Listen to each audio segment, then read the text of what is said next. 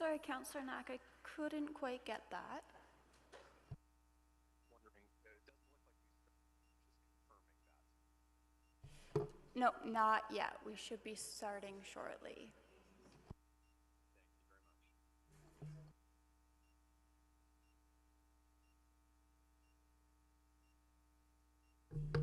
much. Test. I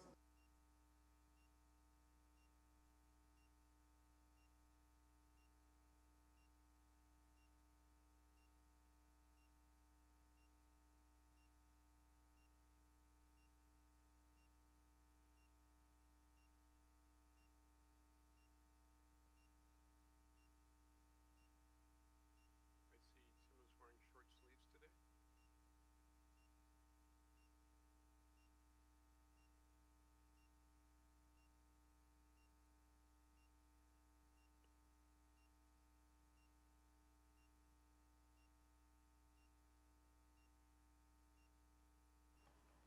Testing, 1, 2, 3. Test, test, test.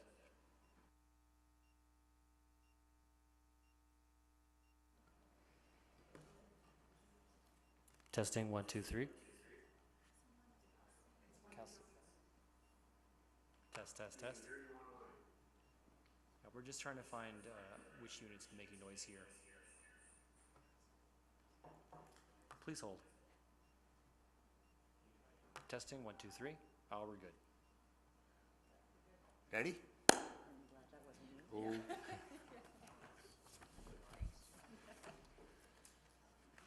All right, I would like to call this meeting to order. At this time, I would like to acknowledge that we meet on the traditional land of Treaty 6 territory and acknowledge the diverse indigenous peoples whose ancestors' footsteps have marked this territory for centuries, such as Cree, Dene, Saulteaux, Blackfoot, Nakota Sioux, as well as Métis and Inuit, and now settlers from around the world. I'll do a roll call of committee members. Councillor Wright. Good afternoon. Councillor Knack. Councillor Principe. Hello. Councillor Rutherford. Good afternoon. And Mr. Burrows. Good afternoon. And Mr. Metamombe. Good afternoon. Thank you so much. And I will. There are a number of other council members joining us. Councillor Cartmel. Good afternoon. Councillor Rice. Good afternoon. And there are a few other council members joining us virtually. I'll just go through it. Councillor Paquette. Good afternoon.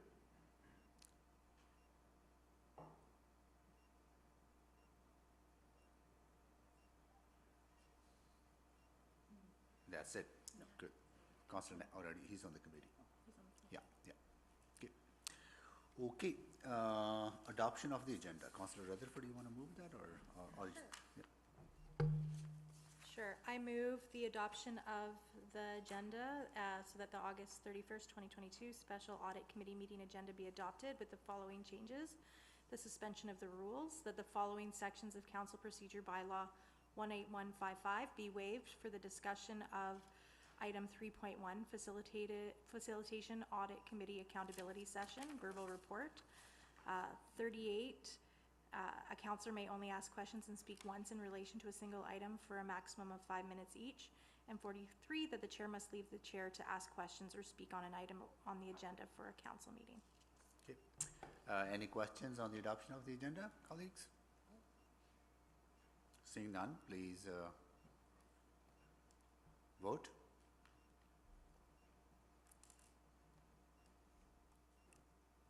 I'm a yes. Thank you, yes as Councillor well. Wright. Sorry. Thank you, Mr. Burrows. We have all the votes. Display the votes, please. That is carried.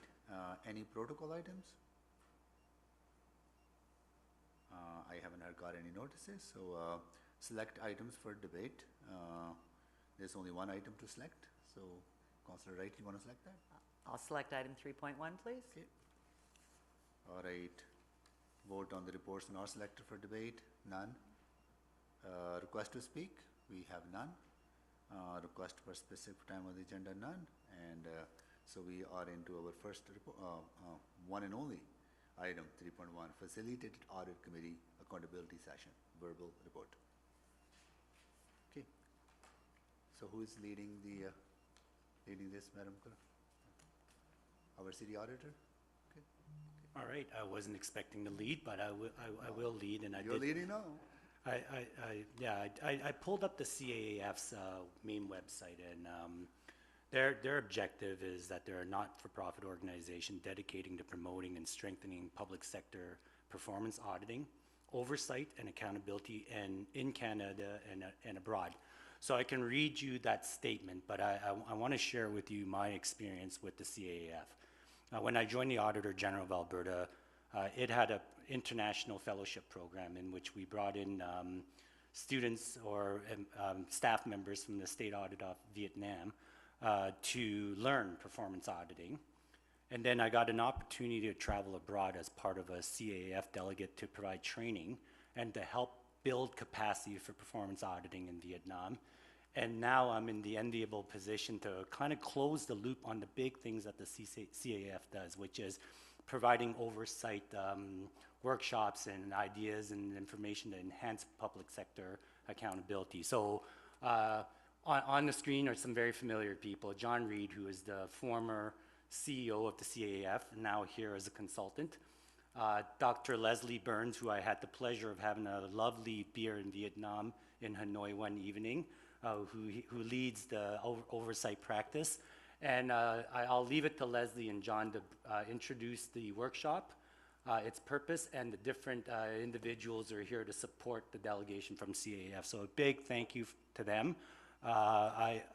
I can say that I love the CAAF and the work that they do, because in a way, when I left Vietnam in a boat in 1978, the opportunity to go back and help my home country really, it was beyond drinking a beer in Hanoi at 2 in the morning. It was really giving back to a country that had birthed me. So on to the CAAF. Thank you for the introduction. Great to see you again, although the picture of the council chamber is so small, I'm not really sure where you are.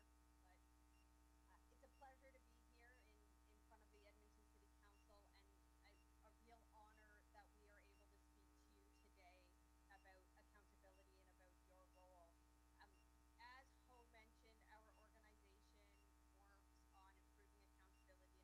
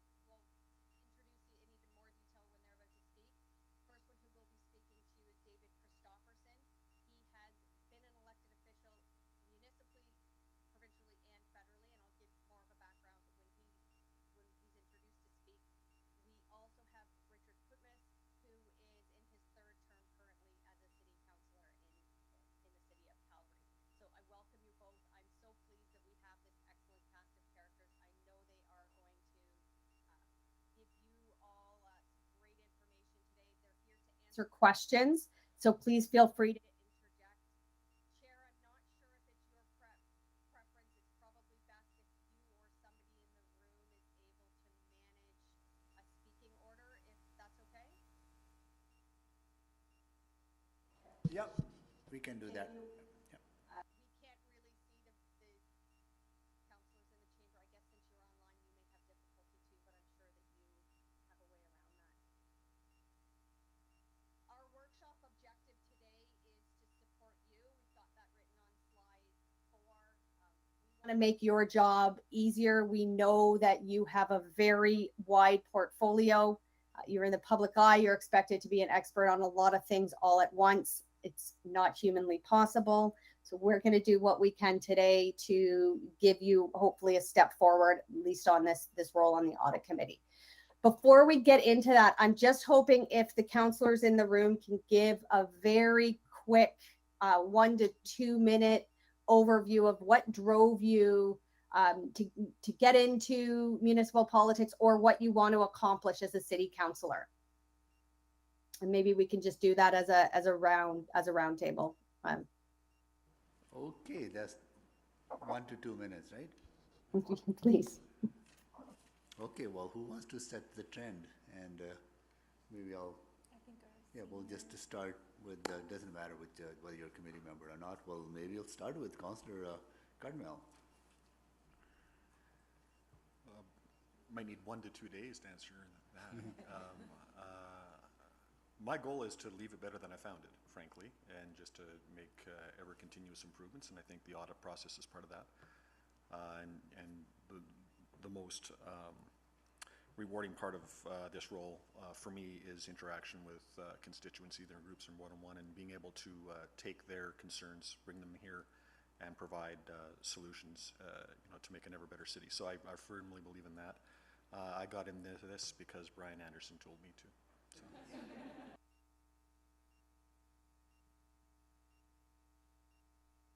Okay. Councillor Rice, go ahead.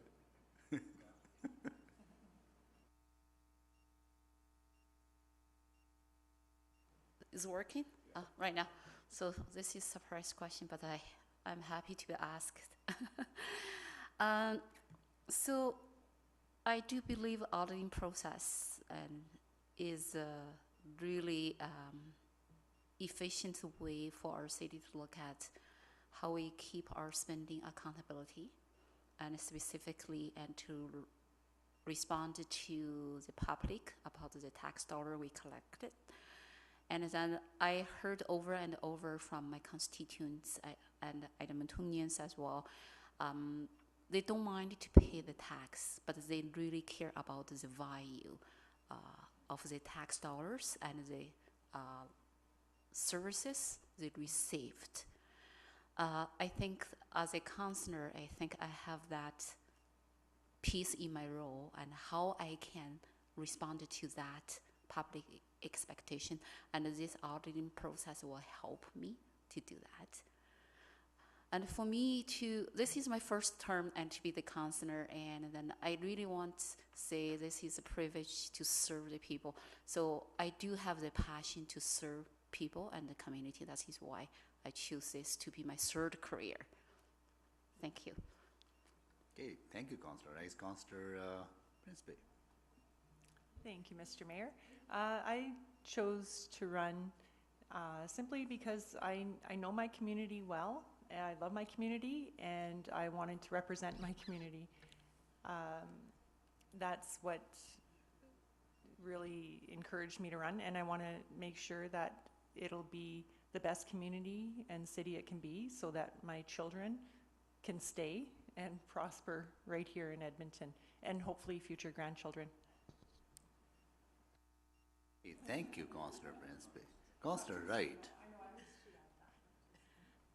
Thank you. The reason that I decided to run was to give back to my community. I'm very proud to be a born and raised Edmontonian, and but I also wanted to make sure that the diverse voice of the community that I live in was heard and well represented. That's pretty well it. All right, Councillor Rutherford. Yes, thank you. Like many of my colleagues, I think that we get into this because we care. Because if you don't care, this is not a job that is by any stretch easy. I was compelled to run because I saw an ever complex and interconnected world, and I knew that skills like bringing community together, public engagement, understanding systems thinking at the decision-making level were really important. And being able to both take a 50-foot and a 5,000-foot view simultaneously was also a skill that was really important. So that's why I chose to run. And in terms of audit, I absolutely love that we have an audit committee and a city auditor that's independent. And that continual improvement, I think, as was mentioned by Councillor Cartmel, is something I'm always interested in. How do we may not get it perfect, but how do we continue to make it better? Thank you, Councillor Rutherford. Councillor Paquette. Oh, thank you, Mr. Mayor. 2 minutes. Yeah, I ran to, well, I had door knocked a lot in a previous election attempt, which I failed at. And I just remember carrying all of those stories. And for a few months, I didn't know what to do with myself and where to put all of those hopes and dreams that people had shared and the sad stories as well. And when the opportunity came to run municipally, I thought, well, maybe there's something we can tackle here. And in the process, I've also learned that there are limited amounts of dollars. And so how you utilize each dollar actually matters in a massive way, particularly in a time when distrust of government is starting to reach all-time highs. Luckily, the greatest amount of trust is invested in local or municipal government. And so if there's a way for the process of auditing to increase that trust in government, I think it does, then that is something that is inherent, I think, on all elected officials to get a handle on and to understand. And furthermore, I think that what it can do when there's audit literacy, you can start changing that conversation from taxpayer to tax dollars, which is a totally different thing. The audit process reminds, I think, the public that this is their money, this is their system, this is their government. They are not customers of their government, they are owners. And I think that conversation needs to change. And I think that, like I said, this audit literacy is one of the pathways toward that. Thank you, Mr. Mayor. Thank you, Councillor Paquette. Councillor Knack. Thanks, Mayor Sohi. I always, when I asked that question, why did I run? I mentioned that there were two reasons why I originally ran, one good and one bad. The bad one was that I was arrogant and I thought I knew way more than I actually did. I literally decided to run for city council having never set foot in the building. So that tells you a little bit about my arrogance at the time, and thankfully was not elected at that time. But the good reason that I ran was we weren't often seeing younger people represented on city councils. So I was 23 when I first decided to run, and it was very rare to see younger voices, whether it's on council making those decisions or even at those meetings. And so I wanted to play one small role in it. And when I lost and woke up the next day from the 2007 election, that desire to serve in some type of public service capacity somewhat overtook everything I had thought I was going to do with my life. I thought I was going to go into business and do all that fun stuff, and this instead became a passion to help in whatever way that looked like, whether through elected office or something else. And then finally, just on the audit piece, why I've always loved being a member of audit committee and why I've been so passionate about it. I know it sounds odd to some people that you can be passionate about audit committee, but I watched those meetings over the years and seeing how well that process went to helping people better understand how our process is, to find ways to improve what we do. You know, our former city auditor, David Ewan, sat down with me before I got elected to council. He was kind enough to spare time, and I could ask him questions, and he was willing to share. And I've seen that not just through him, but through the entire team in our city audit office, and through our new city auditor now. And so it's a wonderful group to be a part of. Thank you, Councillor Knack. You know, maybe I'll ask our two public members as well. You know, why you joined the audit committee and your passion for the city, Mr. Bruce, sorry. Thank you, Mr. Mayor. Well, as Mr. Mayor said, not an elected official, never run for public office, but to, I suppose, steal a page out of Councillor Cartmell's book. It's about making it better than when you started. By background, I'm a CA, CPA, I suppose, and this is kind of, you know, what I do for a day job. So I think it's about bringing some of my experience and expertise to bear to hopefully improve the city. I'm not a born and raised Edmontonian. I made an active decision to come here, and I've made an active decision ever since to stay here. So I think if you're going to do that, you also have to make it better than when you got here. Okay. Mr. Mandamome? Thank you, Mayor. It is indeed. Can you turn the mic on? It is indeed this esteemed committee.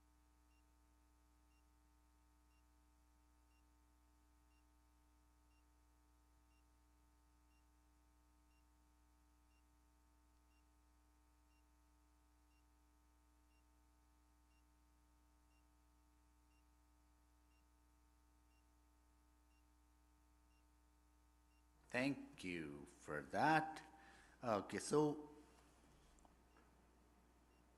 I have a deep passion for Edmonton because this is the city that has given me so much and lifted me up in a way that a working class person could rise to be in a position of leadership and be the mayor of this city or be the minister of the crown.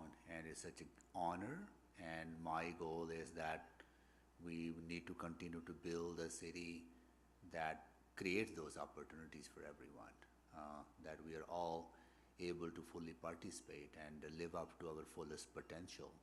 And this city has so much to offer in form of services that municipality provides, the sense of community in this place, and the sense of you know, helping each other to be successful. So, you know, my goal is that we need to continue to build an Edmonton for all of us.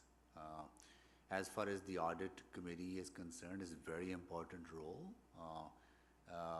It's very critical that we demonstrate to Edmontonians that we are accountable, that we are using their tax dollars in a very responsible way, that we are asking them to pay those taxes or pay more taxes, that we use our existing resources to the maximum value that we can deliver.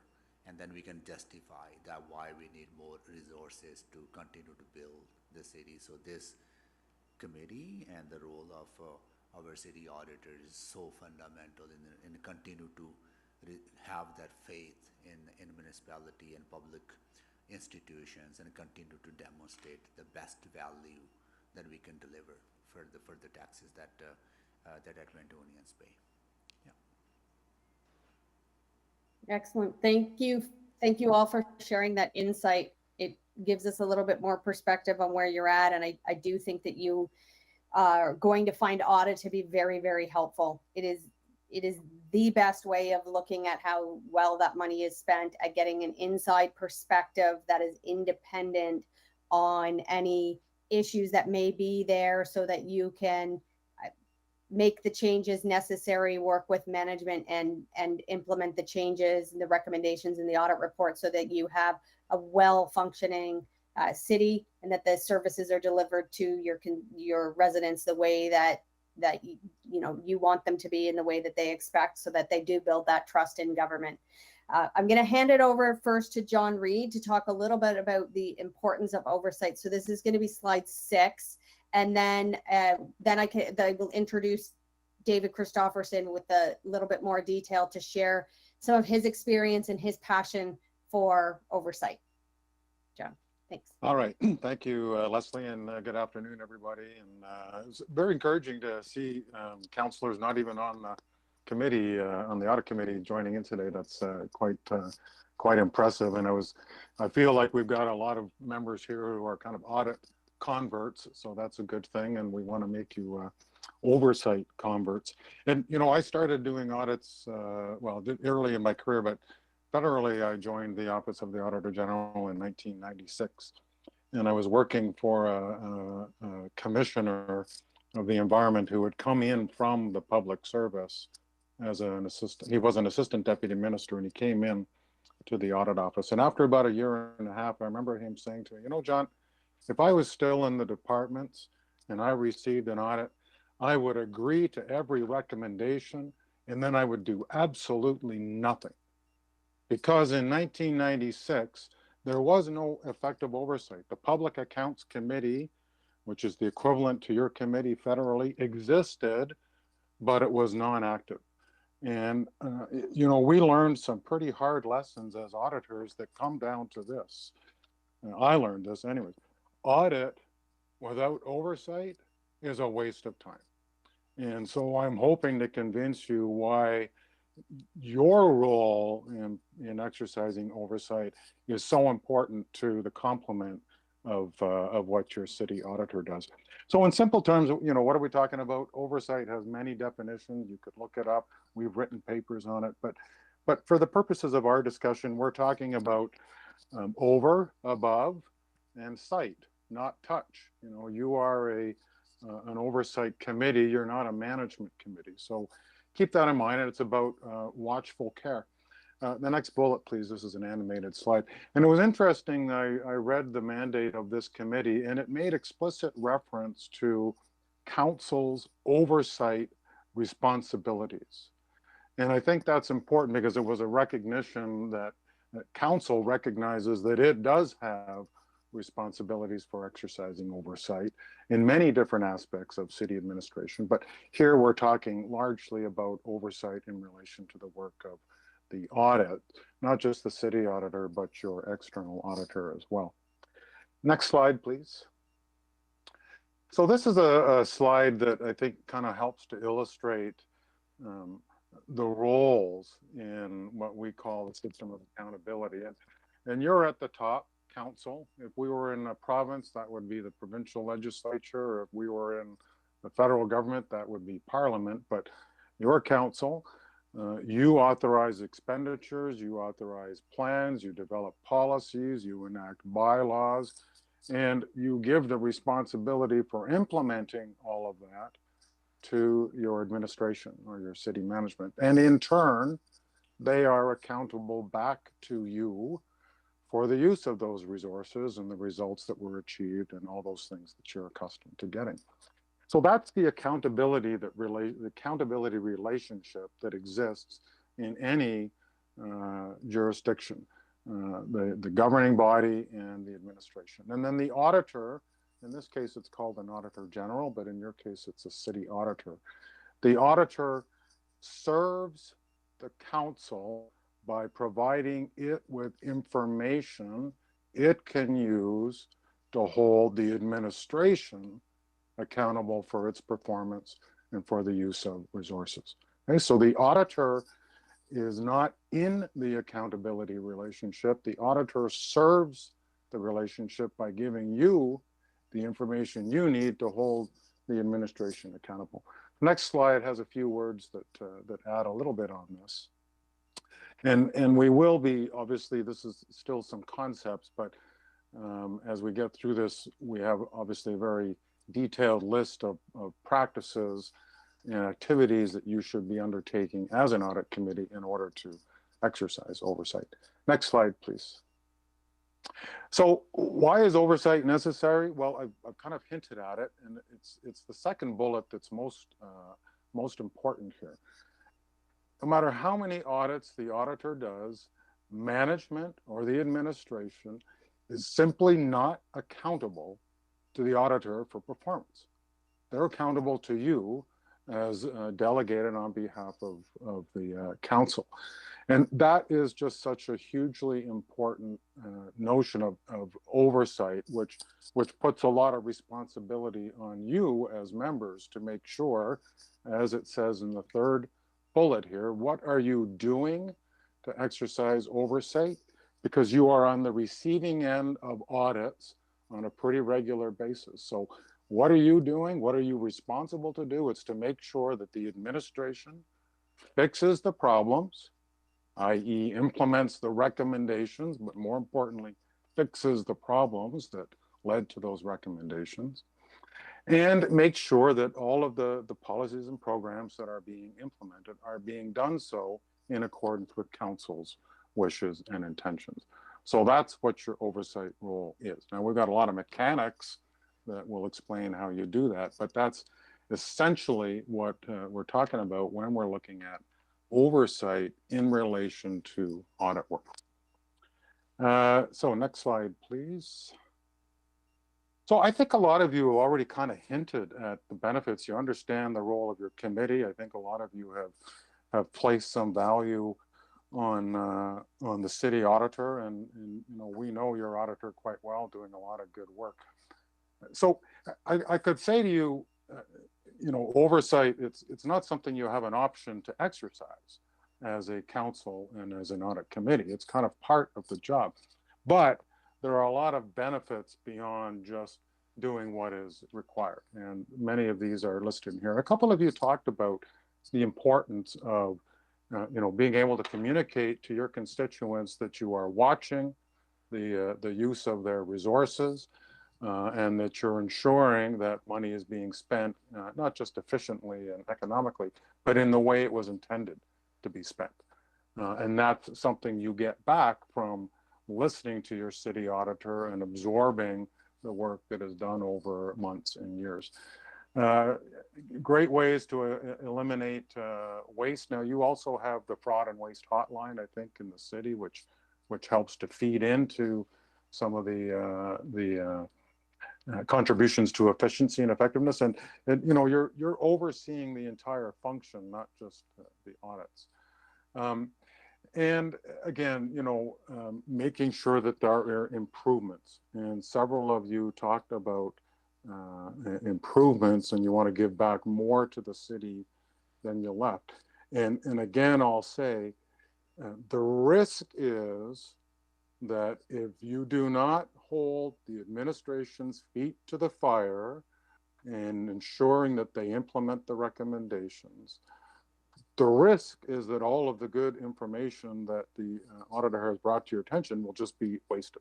He's giving you what you need to do the things you want to do, but you have to stay on top of it as a committee of oversight. All right, next slide, please. We're not gonna take our break. We're gonna go right to David, and then we'll take our break after David. So David, again, Leslie is going to introduce David, but that's kind of a global introduction to oversight, and David's got some real world trenches, in the trenches experience to share with you. So back to you, Leslie. Thanks, John. I think David is coming in for audio on the phone, so I'm not sure if he's calling in or if someone's calling him. But while I introduce him, if you can work on that. David, you know about yourself, so you don't have to pay too much attention to what I say. David Christofferson, as I said earlier, began his elected career back in 1985, both as a councillor for the city of Hamilton and in a regional representative as well. He joined provincial politics after that and served in the cabinet, and then began in federal politics, where he served on the Federal Public Accounts Committee, both as a member, chair, and vice chair. We're quite certain he is the longest serving member of the Federal Public Accounts Committee in recent history. When I would bring David into a committee in one of the provinces or to the federal government where he's spoken about the role, and people would see his name, they would be like taken aback. What is he going to say to us? Because in the House, David was known to be a very fierce supporter of his party. And one of the things that we say is that you should be keeping politics out of the audit committee, because you are looking at the implementation of the policies and not their merits. And David was really known to be a very vocal supporter of the policies of his party, but he has actually developed a reputation as one of the best supporters of accountability and oversight that our country has ever seen. He has seen what I think we can call the best of the Federal Public Accounts Committee in recent years, and also the worst of. So he's lived through it all, and we've asked him to come in to speak to you today, to share a little bit of his passion for the role and a little bit of what he got out of it. And over to you, David. Okay, I've phoned in, but I haven't been patched through. Can I be heard by anybody? Can't hear you, David. No, I'm on your phone. I'm. Hello? Can you hear? Can they hear me? We can, if you move close to your mic. Oh. All right, so it's this one. How's that? It's Will you be able to? No. Still I'm not trying loud enough. to phone in, Mayor. There's a phone number. I called it in.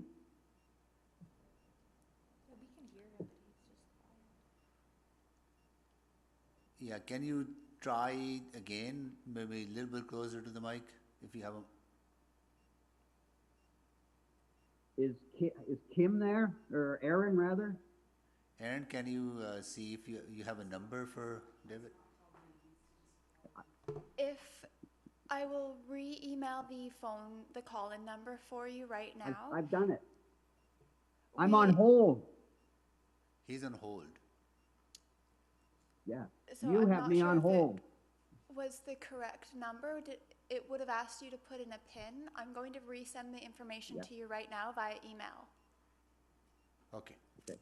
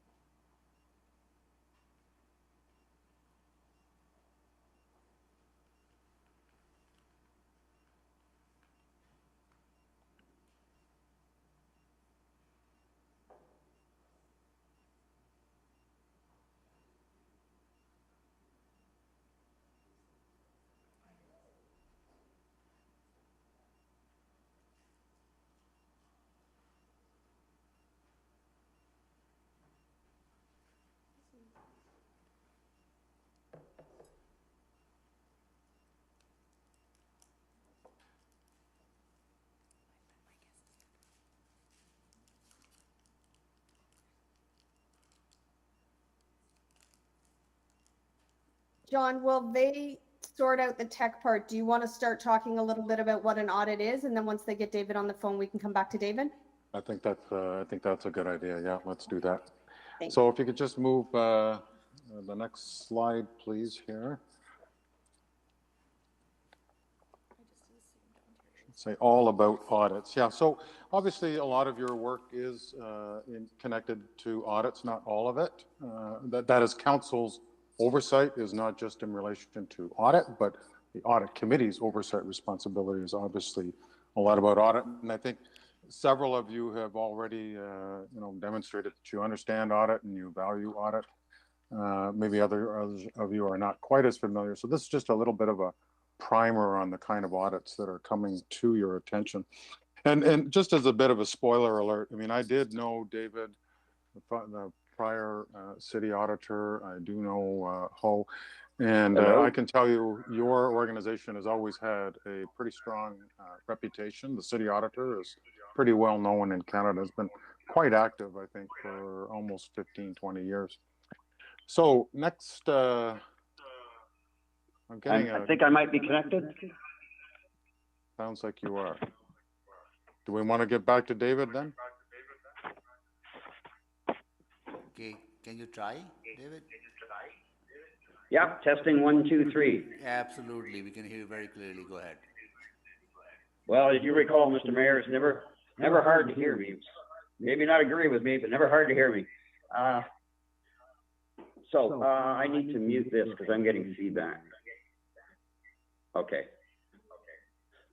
Do anything. All right. So first off, it's an honor to speak to City Council.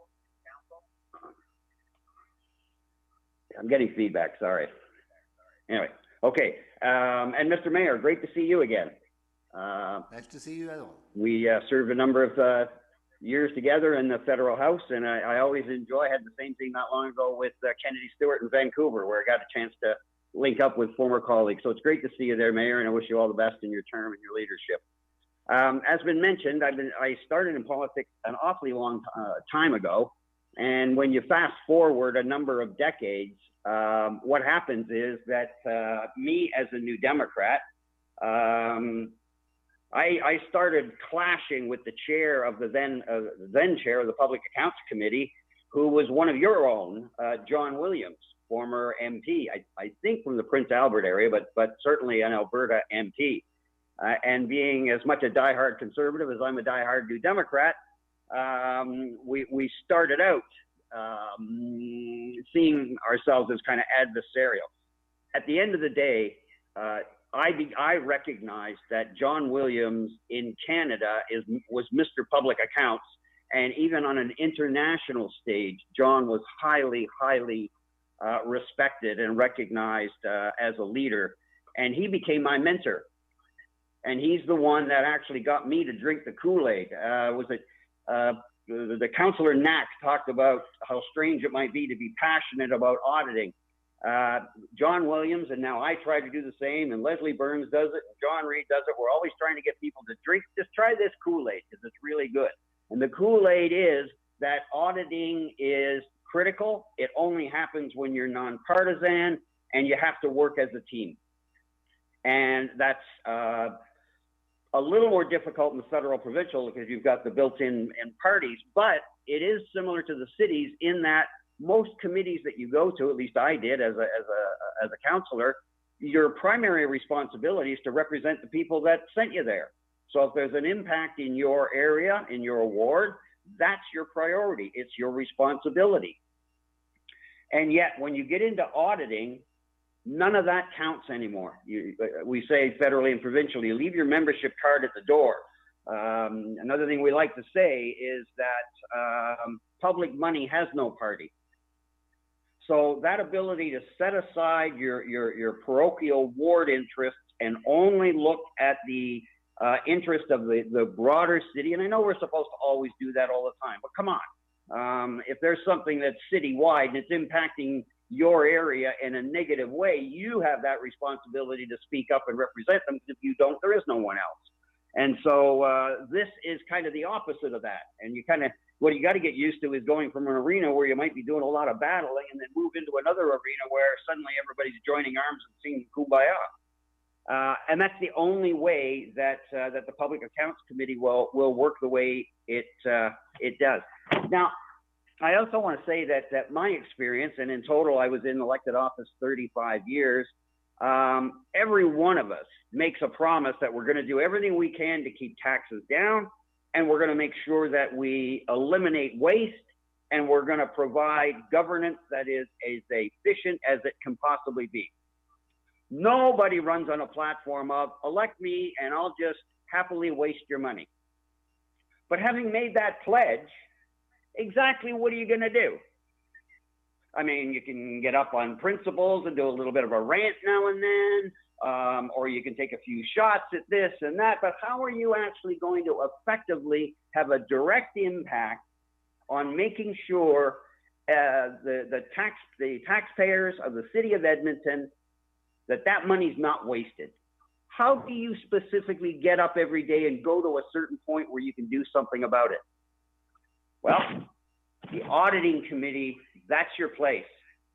I will say to you now that if I were starting over and I got elected to city council, my priority committee to get on would be auditing. for the simple reason, of the issues I've already talked about in terms of eliminating waste and keeping taxes down and making sure the bureaucracy is responding in the way that they should to the direction of council. But it's also a matter of you will never learn more about how your government operates, whether it's municipal, provincial, or federal, and I've been at all three.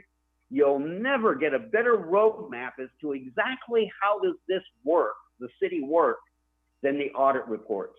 Because the first thing they have to do to give you their findings is explain to you the mandate of the department or the group, the division that they're auditing. So they need to say, this is what their mandate is, boom, boom, boom, boom, boom.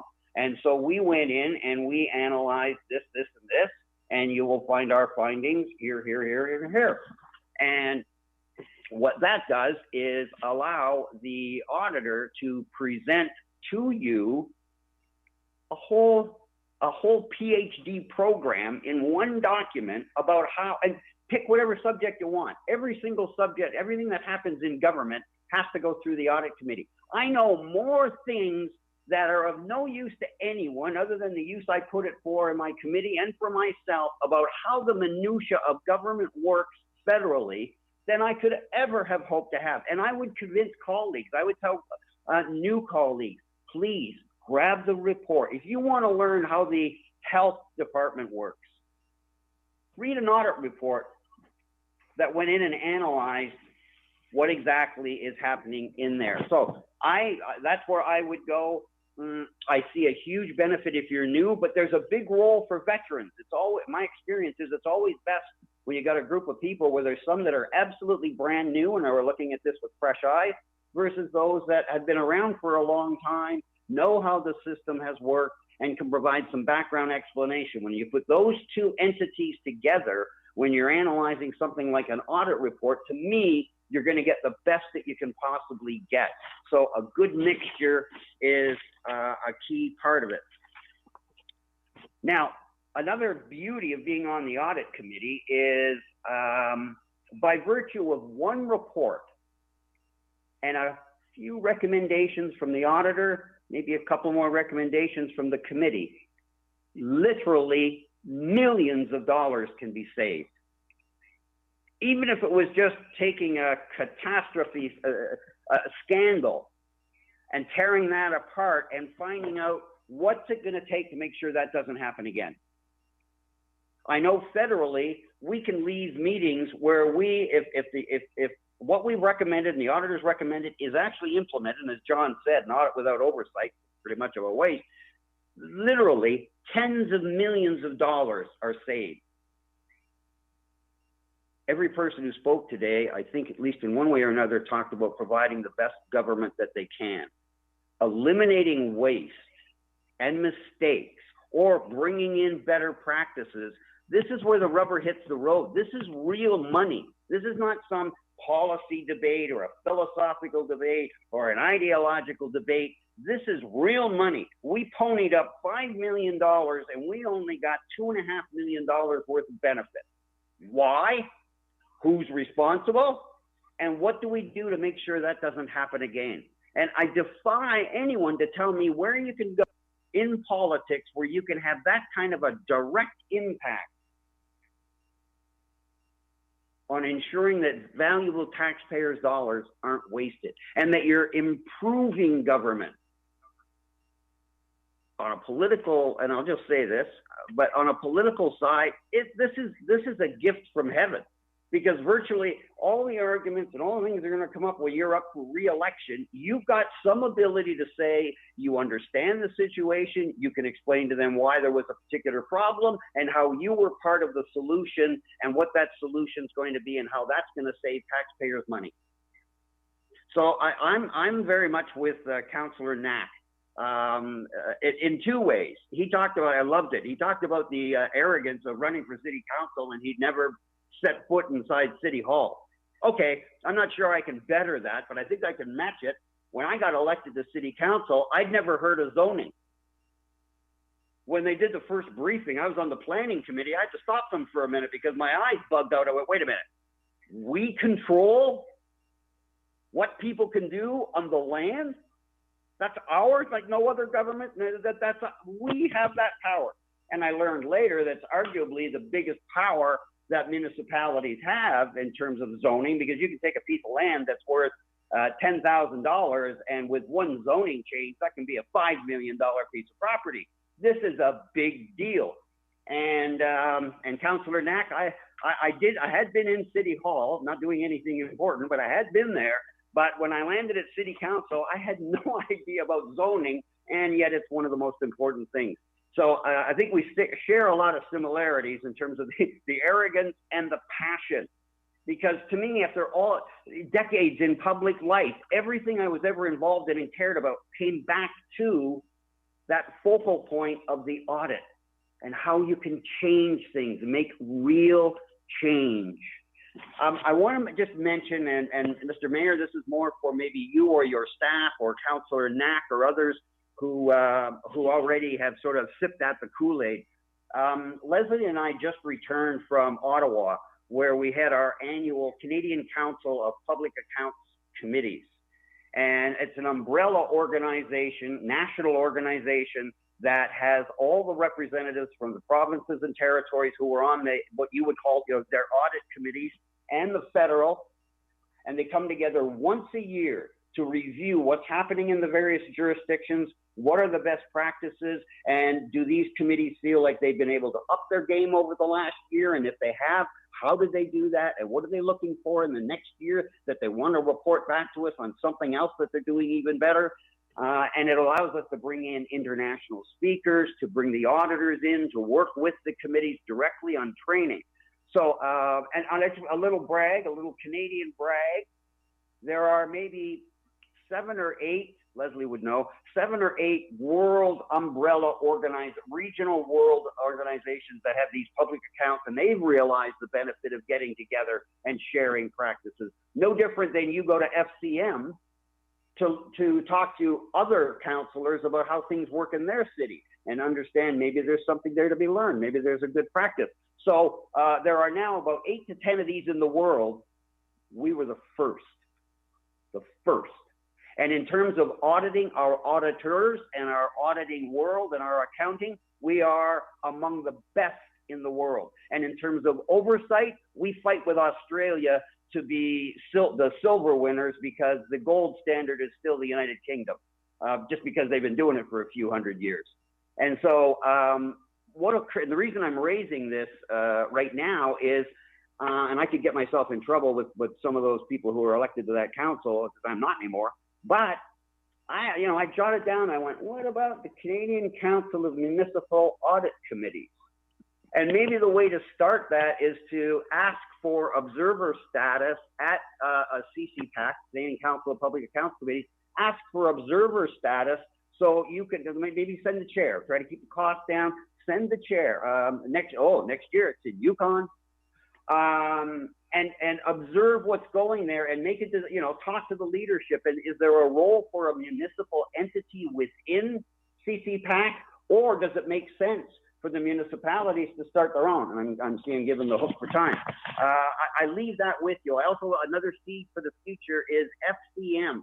Somewhere, please, I urge you, when you know the benefits of all this auditing, get to FCM, please, and make the case that cities that aren't doing this, because we're kind of just starting with the biggies like yourself, but there's still, hundreds of municipalities that need to get this, and we need to help them drink the Kool-Aid. So talking about that at FCM is something that I see for the future. Anyway, I was only asked to speak to try to, convey some of the passion I have for these things. It's been a bit of a approach, but all I can say is that you play one of the most critical roles in providing transparency and accountability. And without transparency and accountability, we don't have democracy. And if we don't have democracy, we don't have Canada. So I honestly believe the work you do is that big, and it makes that big a difference. And I just love to hear that as many people as possible become passionate about oversight, because there's where you can make a real difference in governance. And with that, I will shut up. Thank you. Thank you, David. John, I'll pass it back over to you to say a few words about audit, and then we'll move on to talk about how impacts CHC for audit and how it has worked out for him as a counselor. Leslie, we were going to give them a break. Do we want to give them a 5-minute break before we resume, or do you want to keep going? Would the members like a break, or do you want us to keep going? Somebody give us some direction here. No, we can keep going. Keep going? Okay. Yeah. Okay, next slide, please. So I was mentioning just a minute ago, since we're talking about oversight in relation to audit, we're going to talk a little bit about the audits that come to you. And one of the counselors did mention, I think, that public confidence in our public institutions and our public servants and our elected officials is at an all-time low in some ways. I was happy to hear that maybe not as bad municipally, but certainly nationally, federally, that is the case. And interestingly, in some ways, the level of scrutiny has never been higher, especially through things like social media, which is maybe a form of scrutiny, but not anything close to audit.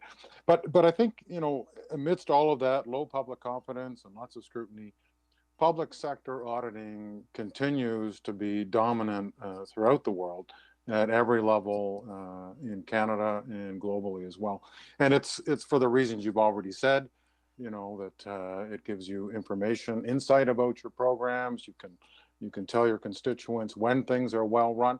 And, your city auditor does give you positive findings. In other words, I have seen audits, but there are kudos to the administration. So it's nice to know when things are running well, how resources are being used, and opportunities for improvement. But there's going to be bad news. You know it, we know it. It's 100% public. So your committee really has to not only exercise oversight, but be seen to be exercising oversight. And we'll talk about that as we get into some of the practices. Next slide, please. So this is a bit of a busy slide. I'm sorry for that, but this was a slide that we prepared for a piece of work we did for the City of Vancouver, who recently established their first Auditor General for the city. And basically this talks about, in the municipal sector in Canada, there are essentially 4 types of auditors, and there are 4 types of auditing that are going on. And I'm going to talk a little bit about performance audit and internal audit in more detail, so I won't continue that. But so the 4 types of auditors, some cities have somebody called an Auditor General, and that is probably the most independent form of audit relationship at the municipal level. There are many cities that have internal auditors, classical internal auditors, which are report to management, and there seem to be a tool for management. And then in between that, there is this unique animal called a city auditor that exists in Edmonton, Calgary, and Winnipeg. That's the only 3 that have that designation, city auditor.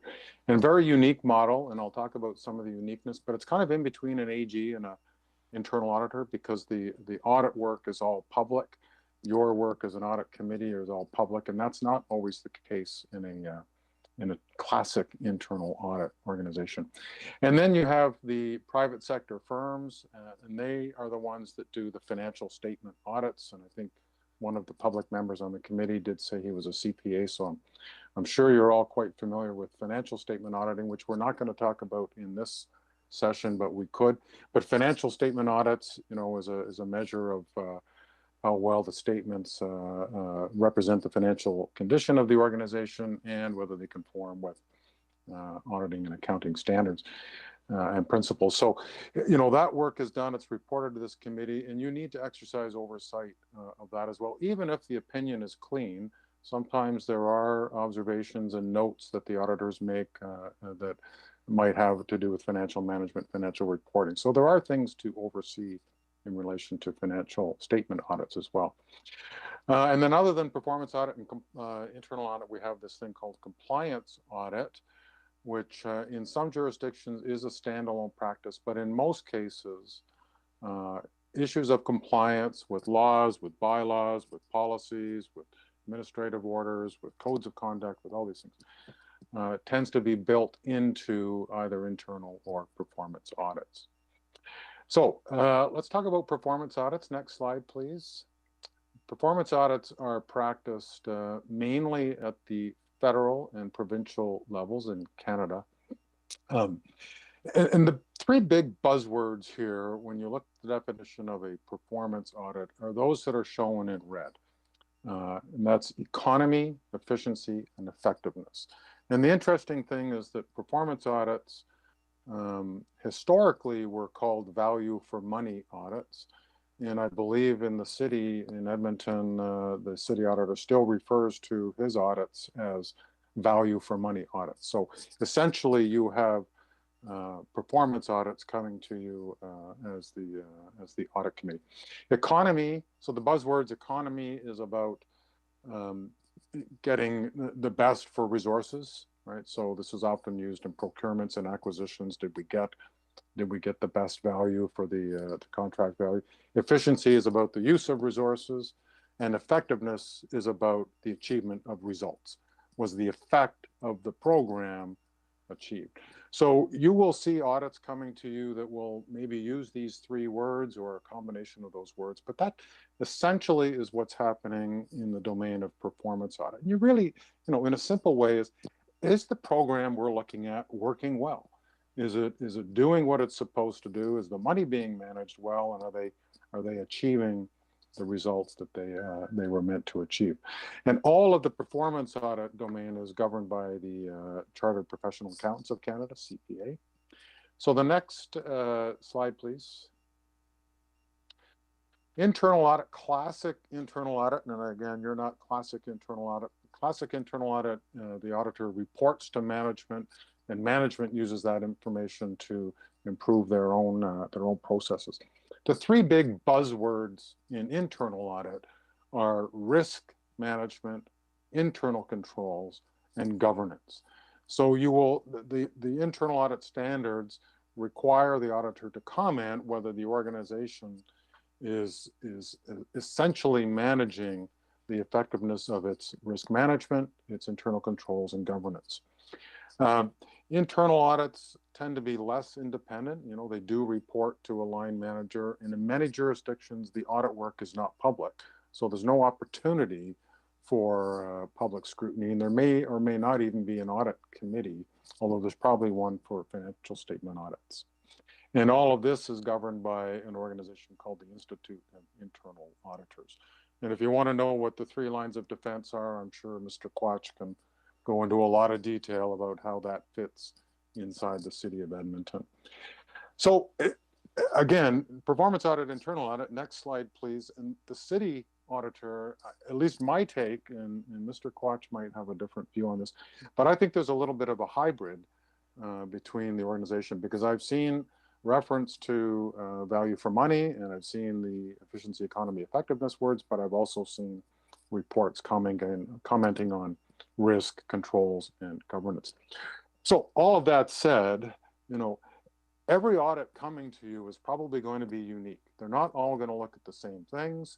They might not all be the same length. They're not all of equal complexity. But the kinds of things that you can expect to see in an audit report are shown here. And hopefully you'll get most of these. And the most important one is results. Is the program working? And is it achieving what it's supposed to achieve? But sometimes you'll see a lot of talk about systems and processes underlying results. You have to have robust systems and processes in order to have repeatable results. So that's why often auditors will look at both results and the systems and practices that underlie those. I already talked about governance and oversight. This is not oversight by you. This is oversight by program managers who implement big programs, police service, fire service, transit, public housing. All of these big programs require their own oversight.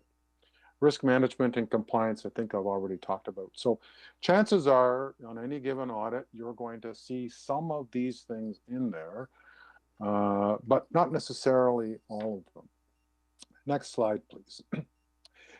And that's why you kind of have to learn to read an audit report. And if you're going to be on this committee, you're going to be reading a lot of audit reports. And there's really no substitute. I know they're not necessarily riveting novels, but if you love audit, and then as David has said, if you love administration, then you get to learn a lot. But basically, you will always be able to find these things in an audit report. And this is kind of what you need to know. What was the objective? What did they set out to do? And you're going to find that probably the first or second page, and somewhere in the report, you'll see an answer to that objective. Did they, are they adequately managing this program? Yes or no? You'll get a clear answer. You'll always have a sense of what was looked at and equally what wasn't looked at. And that's what we call scope. And it's important for you to understand that, because sometimes, things that you might think are the responsibility of a certain organization within the city administration weren't looked at. And so you have to understand the limitations of the audit in order to effectively engage in your council meetings and your committee meetings. Criteria is actually the most important thing to know about audit. All audits are a comparison of the condition of the organization versus the criteria that the auditor has developed to assess the performance against. So you will always find the criteria that the organization was assessed against. That's what leads to the findings. Findings by definition are the delta between condition and criteria. And the thing is about the audit profession, internal, external, doesn't matter. We have to have the evidence to back up virtually every word and every finding in a report. And what that means for you, coming back to this world of scrutiny and social media, you can rely on the information from your city auditor, or from any auditor for that matter, because professional standards are quite rigorous, and they do require all auditors to have the evidence to back up what is said. So it's reliable, and it's fact-based, and it's objective, and it's independent. So that's why it's so important for you to rely on that. And then lastly, on recommendations, there's always recommendations. And in your audits and in most audits now across the country, you will see management's response to the recommendation, typically printed right in the report. And those by design are meant to be fairly short. Do you agree? Does management or the administration, do they agree or disagree with the recommendation? And they never disagree. What action will they take, by, when, and who's going to do it? And that's meant to be a fairly concise thing. I think in your jurisdiction, that is called an action plan. I think there's reference to the bylaw calls it an action plan. We will use the term action plan a little differently in a more detailed sense in a few minutes, but that's what you need to learn about how to navigate through a report, because you need to, effectively engage with the auditor and with management, and so you need to read it and understand it. And down the road, when you start having hearings that follow up on recommendations, you have to understand why the recommendation was made in order to understand how concerned you should be about ensuring that it's been implemented and the problem has been solved.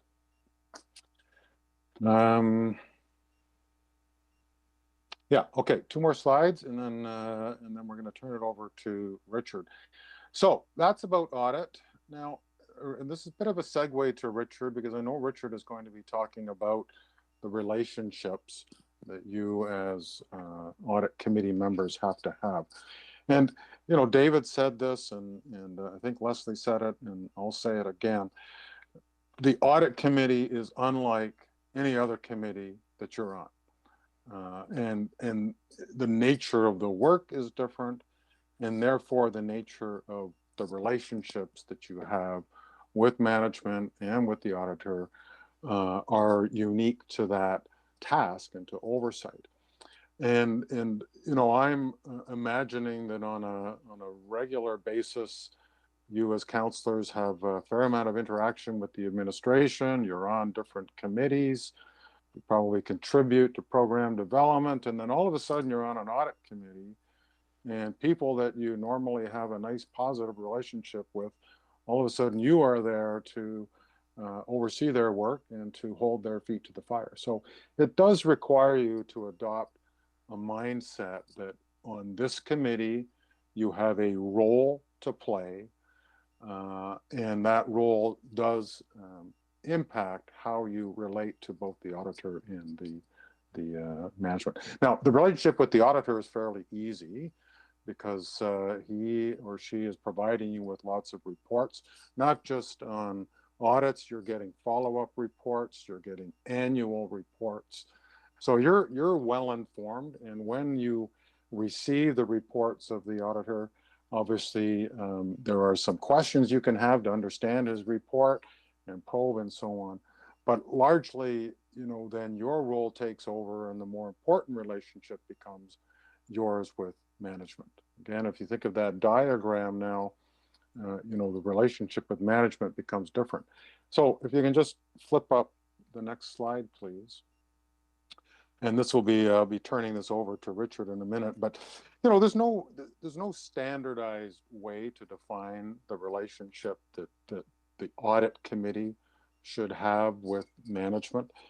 But as we were developing this program, and we've heard this historically, if it's too easy in the audit committee room, if it feels like a love fest, if management comes in and is arm in arm with the chair of the audit committee and they're looking like they're having a great time, then it's probably not enough tension in the room.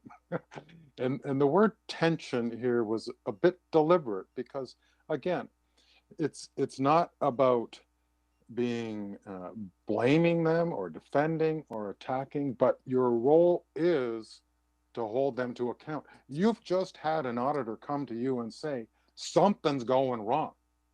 It can't be as simple for you to say, oh, well, good, you know, we've got a half-page response from our management.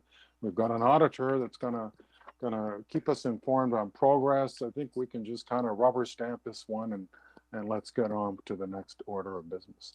That's not how audit the relationship works. So there's this time-honored phrase in the audit business called cordial but not cozy. In fact, I think there was a book written about this, and I think we often talk about this, and it's a good way for you to frame the relationship you have with management as well. Of course, it's professional, it's cordial, but it's not cozy. You're not friends when you're in that room for that meeting, for that report. Doesn't mean you're not best friends and working colleagues the next day, but in that room there's a purpose, and so you have to keep that in mind in terms of the relationship that you have.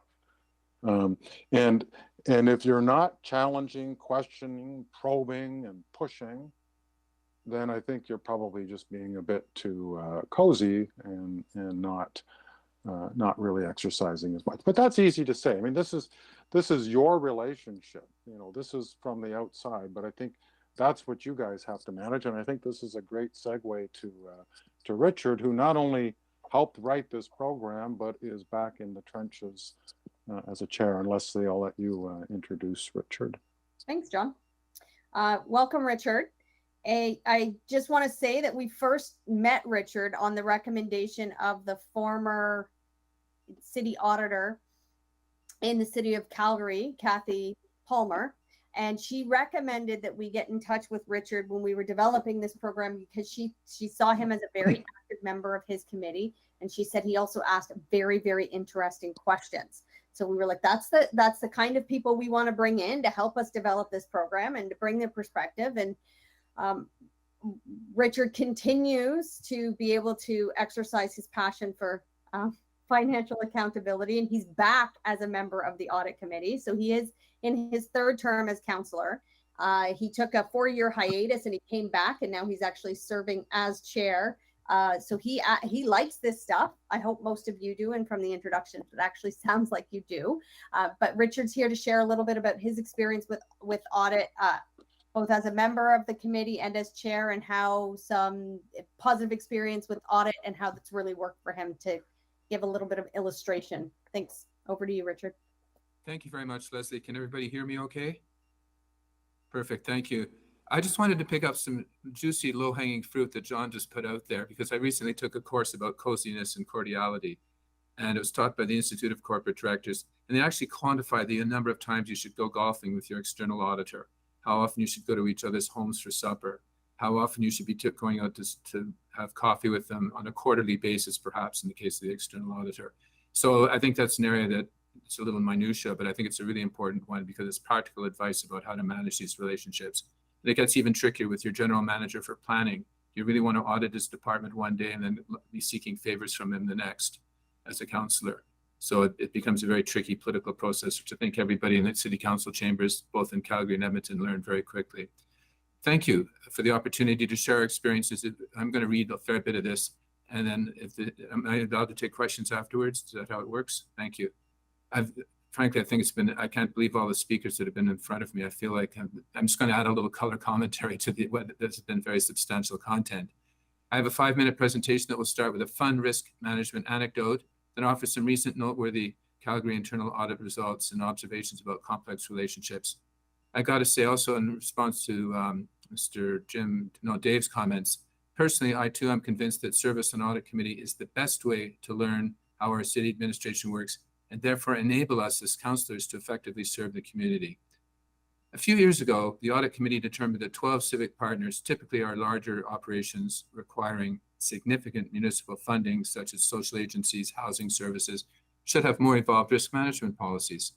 Essentially, as a first step, we asked the partners to identify the risks, plot them by impact, severity, and likelihood on a heat map, just simple stuff, for the most severe risks, thereby being identified clearly. The next step was to develop risk management plans to mitigate the top 3 risks.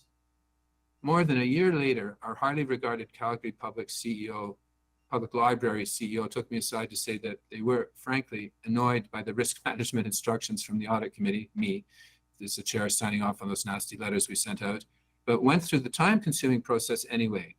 This was a significant distraction for their team as they were planning the development of our new central library at the time. They identified public access issues at the downtown central library as an important risk. Undesirable elements were gathering at the front entrance, discouraging people, notably young mothers with their children, from entering the library. Their mitigation strategy was to set up a real, fully functioning fire truck inside the lobby. To this day, we don't know how they got it inside the lobby, fully visible from the street. The flashing red emergency lights and the children's firefighting gear were an instant hit with everyone who came in droves, except the undesirable elements who shrank away from this authority signal. It's a huge success story. The CEO made a point of graciously acknowledging that this success would never have happened if he weren't pushed into this risk management technique. So a win, a colorful story to tell. I'd like to talk about 2 key elements, following about what John was suggesting I follow up with, is 2 key elements in our audit space. First, we have a collaborative culture. Our internal auditor, Liz Ormsby, meets with the department heads before she releases her audit plans so that she has full cooperation and can have a clear anticipation of a cooperation with the audited department. An important success measure was achieved when the city auditor's office began to get unsolicited requests for more advice on improving performance metrics from the management teams. This was a huge win for Kathy Palmer and her team, now led by Kathy's protege, Liz Ormsby. For management to come seeking this independent advice was really impressive. Secondly, we try to ensure the greatest possible independence from administration. So the audit committee has a full-time senior executive assistant to manage the audit committee affairs, scheduling, and budgets. The city auditor and external auditor report to council through the audit committee chair. Council can add to the city auditor audit plan, but cannot remove a proposed audit off of the plan. Our city auditor committee has 4. I overheard Edmonton has 3. We recently added a 4th professional member of the audit committee to supplement the skills of our 3 public members. Sorry, I garbled that. We have 4 councillors and 3 public members. Another important area where the work of the city auditor's office and audit committee has resulted in significant positive change is in the city's capital management program. The city auditor's office in 2011 16th Avenue North Urban Corridor Project Audit led to the development and implementation of the city's corporate project management framework which is utilized on all large capital city projects.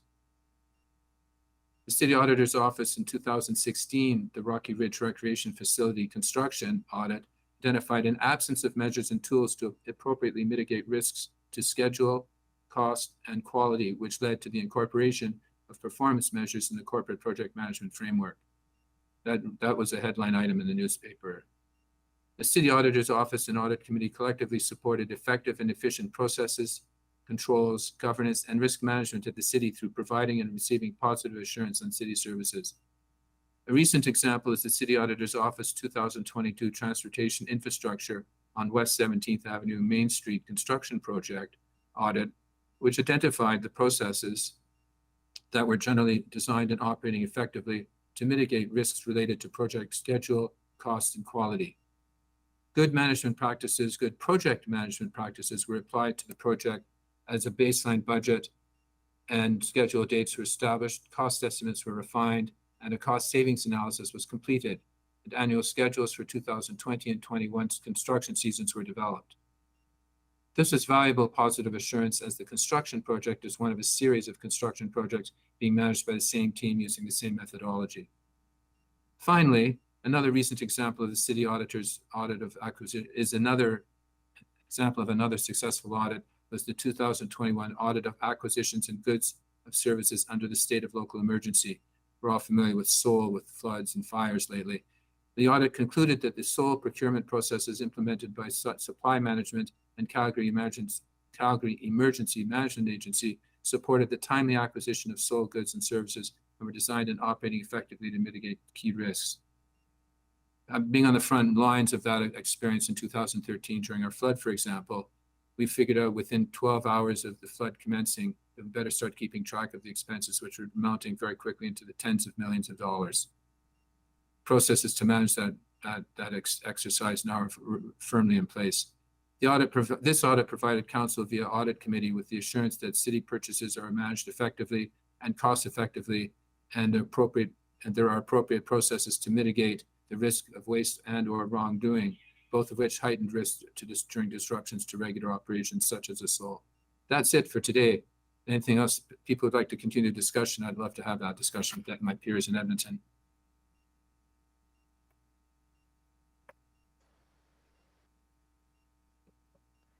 Why don't we open it up for questions from anybody in Edmonton? If they've got any questions on how audit works, successes of audits, or anything else up to this point in the presentation. Okay. Questions, colleagues? Just raise your hand and I'll just go here. Can we sign up actually? Yeah, we can do through eScribe. If you just, we are able to do so, right? Yeah, we can, yes. Okay. I'll just wait for colleagues to sign up. Or in the meantime, raise your hand while others sign up. Go, Councillor Wright, go ahead. Hi, thank you very much. I'm not sure who it was. I think it might have been David or John that talked about holding admin accountable. Is that only through Audit Committee, or can we not hold them accountable from council as well?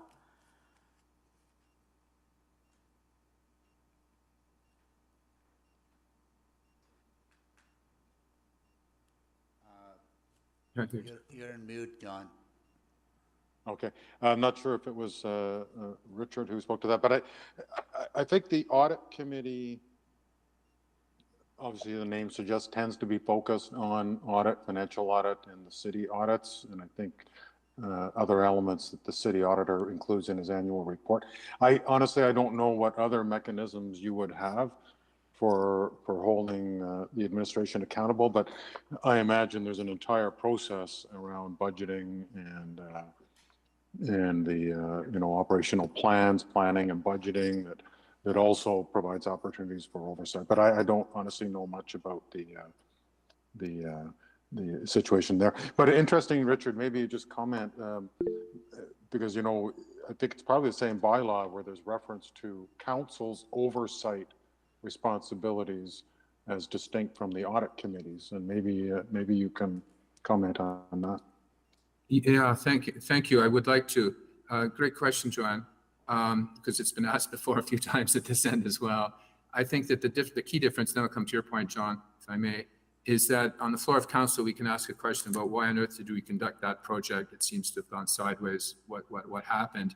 Is that it's a more formalized process through the internal office to ask the direct questions, does the analysis, as all the previous speakers have mentioned. But I think the key point that perhaps has been understated today is the fact that the recommendations are made by the internal counsel, by the internal auditor. Those recommendations are agreed to on paper by administration, and we're fastidious about making sure there's a very finite period of time, 1 or 2 quarters, 3 quarters if necessary, before we see the implementation of the solution. And the absolute key, and what I'm so proud of our audit department for, is that they also have a process to follow up. We get a quarterly report about who's behind on following up on the recommendations. And it's that discipline of following up and having frankly, the authority to demand that, yes, you were going to make these changes, and without those changes, you're going to be brought into account to City Council and asked to explain on the floor of Council why you have not met your deadlines for compliance. So it just adds that extra level. It's the day-to-day to and fro we have on the floor of Council, which is reported in the local papers, which is fine. But that formal process, that's when I'm not a big fan of bureaucracy or formal processes, but it's one that I embrace heartily because it really does lead to real results. Okay, thank you very much for that clarification. I think it's sort of having that third party with the review and recommendation then that helps, as in the city auditor, that helps, I guess, to hold them to account. That's the heart of it all, really. You've nailed it. Okay, thank you. Okay, Councillor Rutherford. Yeah, so thank you for everybody for being here. We have the same process with our audits where there's updates on the recommendations and how they've been implemented, if they're overdue, those kind of things.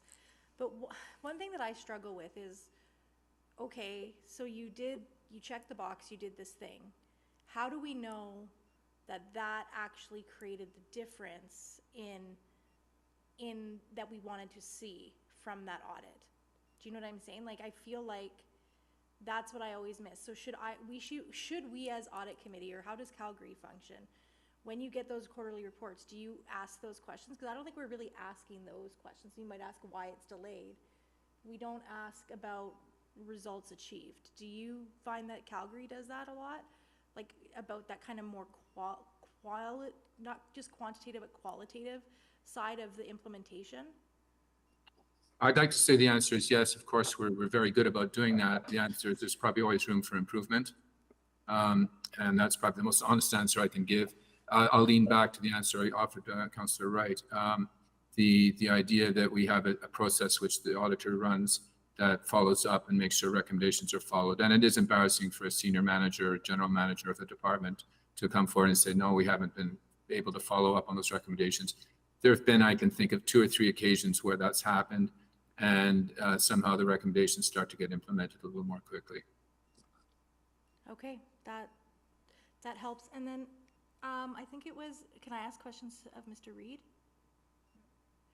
So my question I have to you is, you mentioned recommendations from auditors and recommendations from committee, and I had not considered, so if we get a report and we think that there should be another recommendation, do audit committees often make additional recommendations beyond what the city auditor recommends?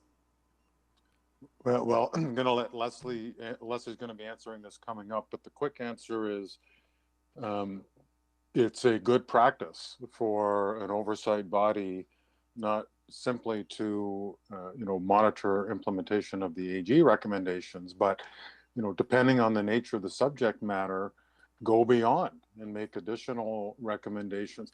And this is, and I'm sure Leslie's going to talk about this, but you actually have more latitude than the auditor, because the auditor has looked at a program in a very specific way, and the scope has been defined and so on. But as an audit committee and oversight body, absolutely, you have the opportunity to go beyond that. And we talk about in the slide deck, I hope we get to it, but there's 2 types of reports.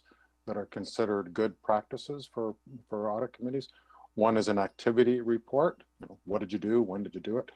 And the other is a substantive report, which is another way of saying, you know, you issue your own report on the same subject matter and add additional thinking and potential recommendations to that. Okay, and if you'll indulge me with one more question, I know we don't have the 5-minute rule, but I do have one more quick question. So what about if, and we kind of came to this, I actually put a motion forward just recently for an audit on specialized recreation programming. And the question was actually brought up by another council colleague about whether the city auditor could look at what we're not doing. So do audits often just focus on, like what you mentioned, the program and if it's working well, or can they actually say, you know, we're actually not providing this entire service to this demographic of people? Well, I think that's a good conversation for you to have with your city auditor one day. My answer would be that absolutely yes, you can, and you probably should in a way, but yeah, I mean, I think it's a good conversation to have with the city auditor. It, you know, remember I said about criteria and how important criteria are. So if criteria are set up in the way that you've established benchmarks, like you're benchmarking against another organization, or you've got a defined set of best practices that you're looking at, then yeah, that kind of framework can be used to assess whether there are gaps in the administration's programs as well as, you know, what they're doing. So it kind of depends on the criteria and the subject matter, but there's no reason you couldn't. Yes, thank you. And I just have to say that the whole, when you were going through the components of the audit, I was like, this seems exactly like my master's thesis, right? Like the methodology, the findings, yeah, anyway, I just really liked it, but Yeah. I digress now. Thank you very much Yeah. for those answers. But your comment, and just a quick comment that you put to Richard too, you know, there is a difference between the conversation, has the recommendation been implemented versus has the problem been solved? And we use, you know, implementation of recommendations as a surrogate for solving the problem. But that's a legitimate kind of conversation you could be having with city administration. I know you've implemented the recommendation, but tell me, has the problem gone away? Because, you know, the Auditor General or the city auditor didn't necessarily make every single recommendation. You need to leave management some discretion to manage.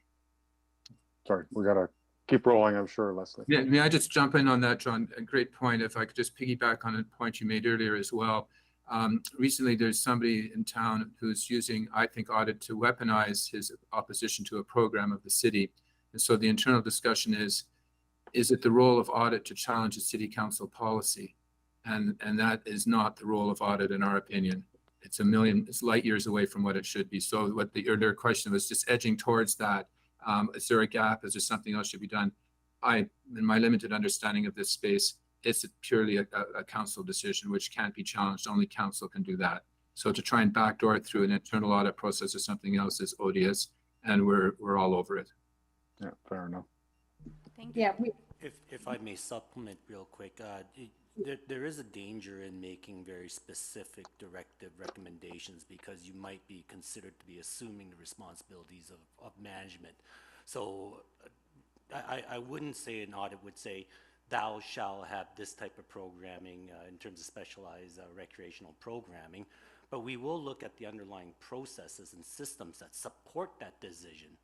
Because really management should be, through a very wide lens, looking for benchmarks, looking across what's happening nationally around a specialized recreational program, and doing the analysis to say, do we have a gap in the city of Edmonton?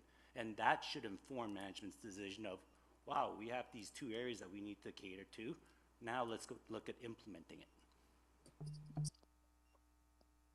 Fair enough. Thank Councillor Rice. Go ahead. Thank you for all the information presented in the presentation. So my question is specific to John. I really like some points you mentioned in your presentation. So the first question is about the auditor type. So you actually mentioned the 4 types of audits, and we could leverage and for as a city and for the business corporation.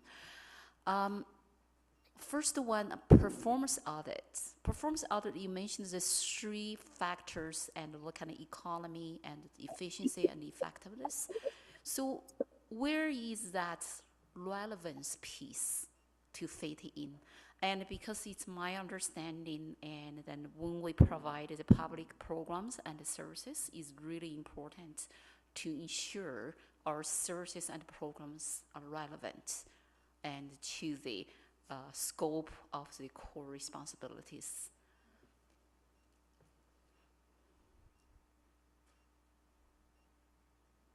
I think if you're, if I hear you correctly, like, so the definition of a performance audit is, as we said, the 3 E's: economy, effectiveness, and efficiency.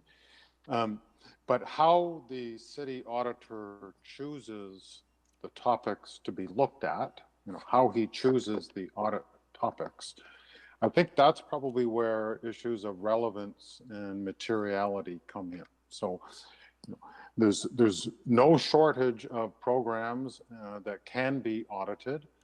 The city auditor is going to have a process for choosing and making priorities, and that would include consideration of, I'm sure, relevance and materiality, financial materiality, several other considerations as well. But once the topic is chosen, you know, the audit topic is now deemed to be relevant, and the design of the audit begins to focus on those other elements that I mentioned.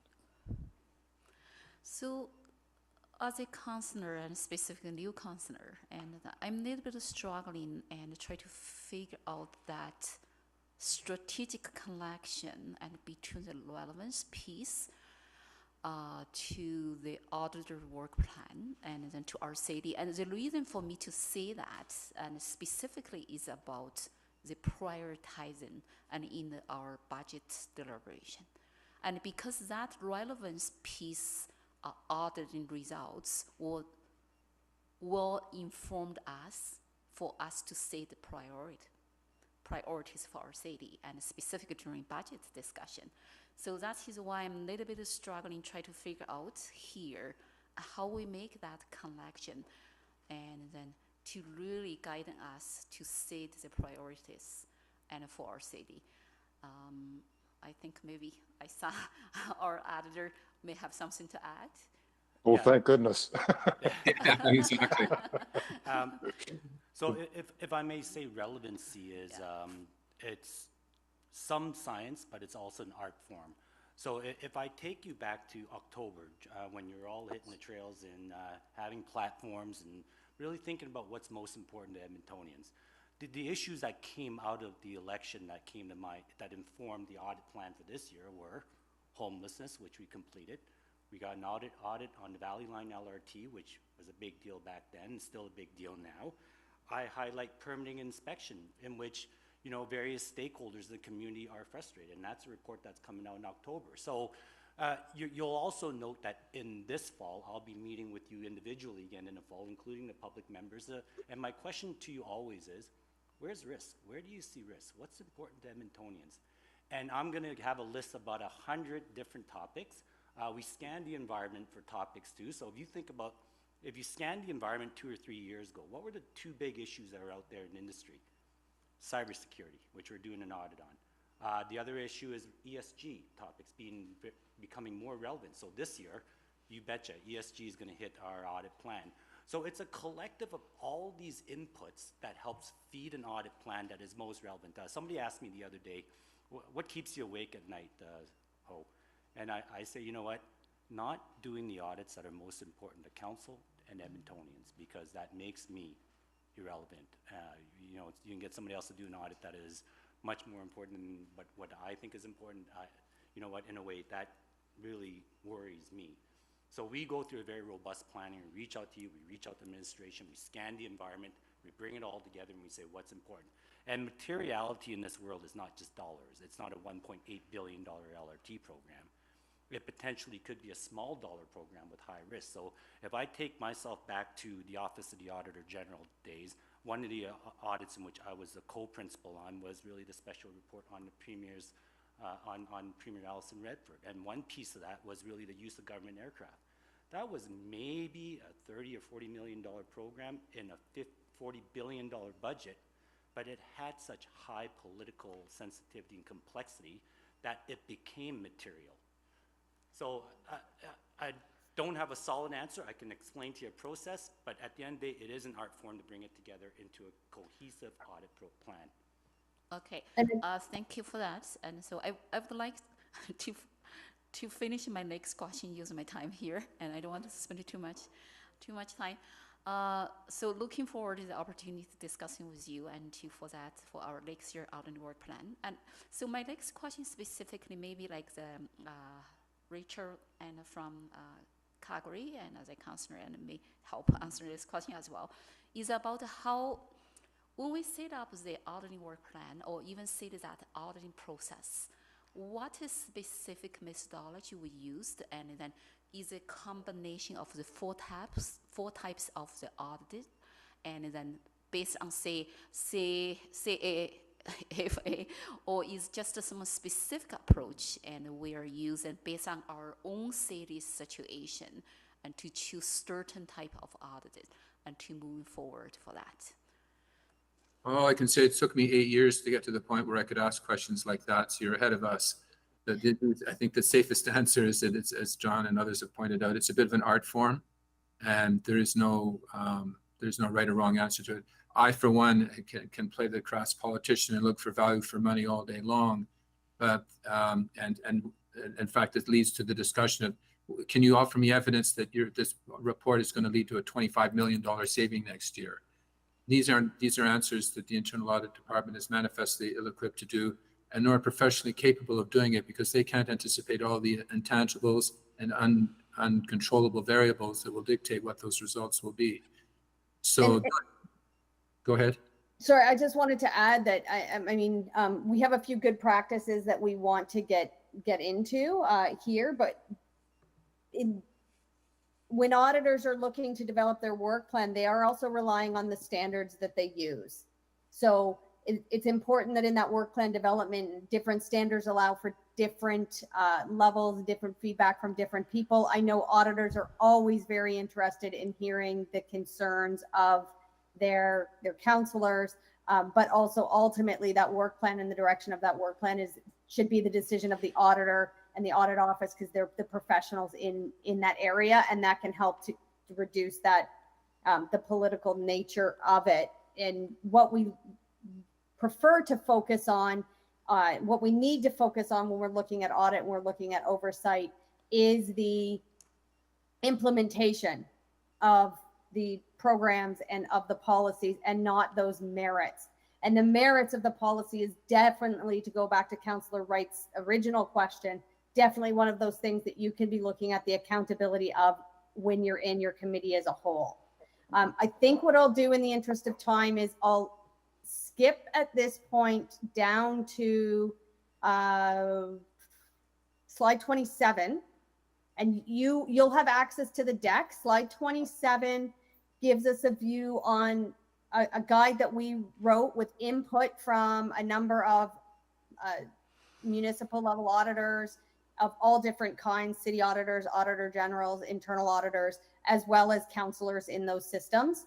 And we have on slide 26 a link there if you want to just look at those good practices to learn a little bit more. You can also reach out to us at any time, either through your auditor, through your clerk, and we're happy, or directly, and we're happy to get back to you.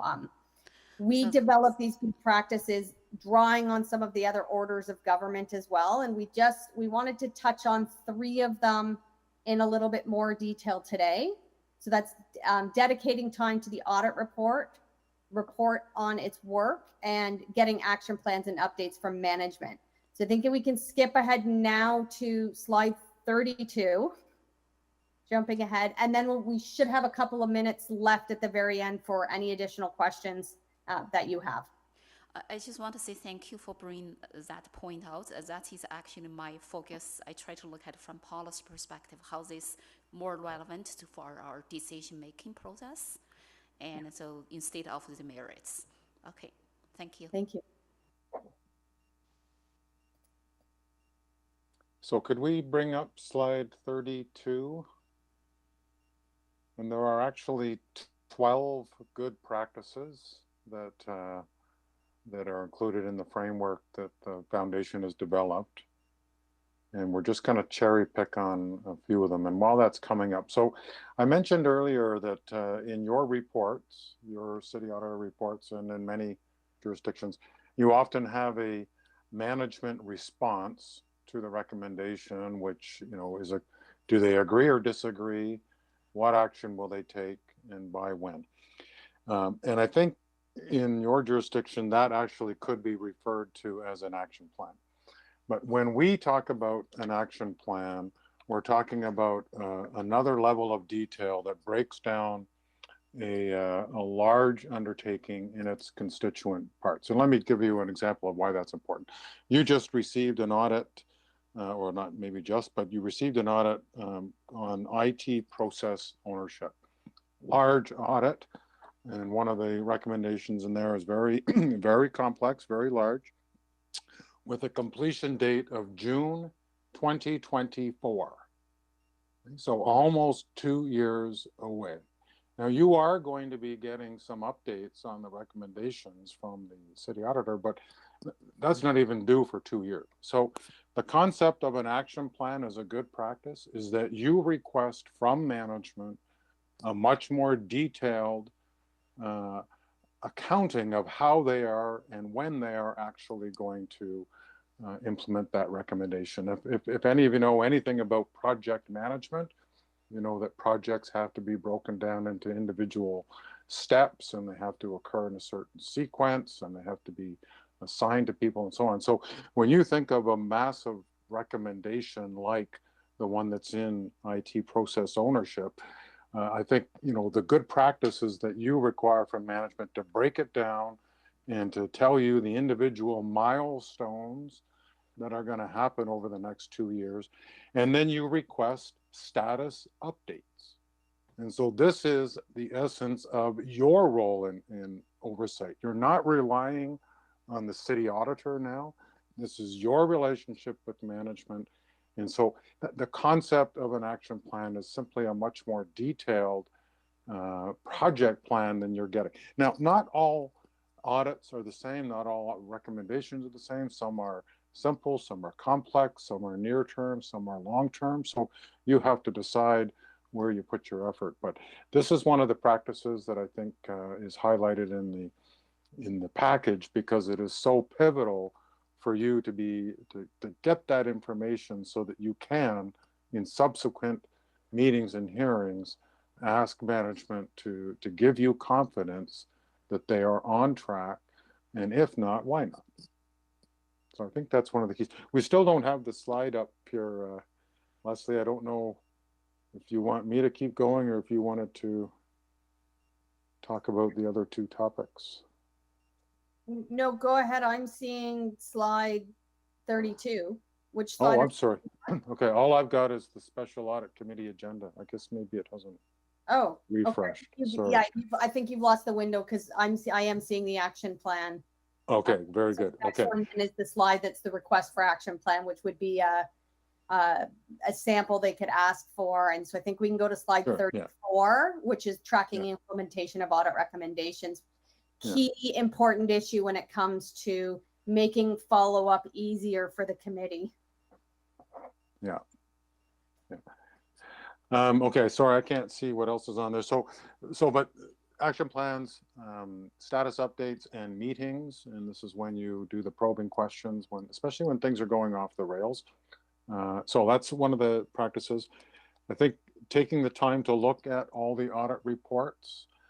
I think your bylaw requires you to look at all of the reports, but that doesn't mean that you have the time to. So you have to have a means for setting your own priorities. But the only other thing I would say here in terms of your own meeting schedule, you know, it's not always just about meeting when the report first comes out. You need to be having successive hearings, especially in the case of audits that have a long-term time frame. You need to have additional hearings to bring them back to talk specifically about that audit, those recommendations, and their progress. You simply can't wait for 2 years to get a report from the city auditor that tells you they're off track on implementation. He's giving you the information, but that doesn't replace the oversight role that the committee needs to place in terms of tracking recommendations. Yeah, just to add to what you're saying, John, one of the reasons that it's so important that the committee be following up is because in order for an audit office to say anything about an implementation rate or something like that, they do a lot of research and investigation before they're able to make those claims. Everything an auditor says has been very researched and is very, very specific. That's why sometimes if you ask an auditor, and I apologize to the auditors in the room, John's no longer my boss, so I can say it. If you ask them a general question and they'll be like, well, I can't comment on that because we didn't specifically look at that. But as you understand the importance of the audit process and the importance of it being precise, it tends to make more sense as to why that the council also needs to play that role and be in contact with management. Management is accountable to you, not to the auditor. And then the audit office will go back in and do a follow-up report. And typically that follow-up report will be similar to what management has reported to you. There are occasions in the audit world where management has been reporting to council that, yep, we're doing well, we're doing great, everything's on track, we've met these milestones. And then the audit goes in and the audit finds that some of those milestones are missed. And that's when it really comes down to working together to figure out where are people off the rails and what's going on, why are there differences of opinion. And then John will send it back over to you just to talk about the... Yeah, if you could put up slide 36. Yeah, slide 36, I think would be the last one. Yeah. So, you know, I did mention that you don't only have to exercise oversight, you need to be seen to be exercising oversight.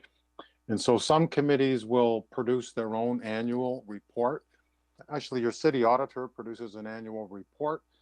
I don't know if that's the habit of your committee, but that's what is meant by an activity report. So this is really your report back to council that summarizes the work that you undertook over the year and how you actually exercised oversight on their behalf.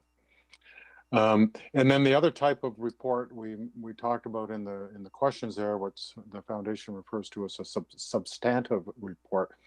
And this is when you might want to take a subject matter. We'll take homelessness. That was a really, really important audit. But one of the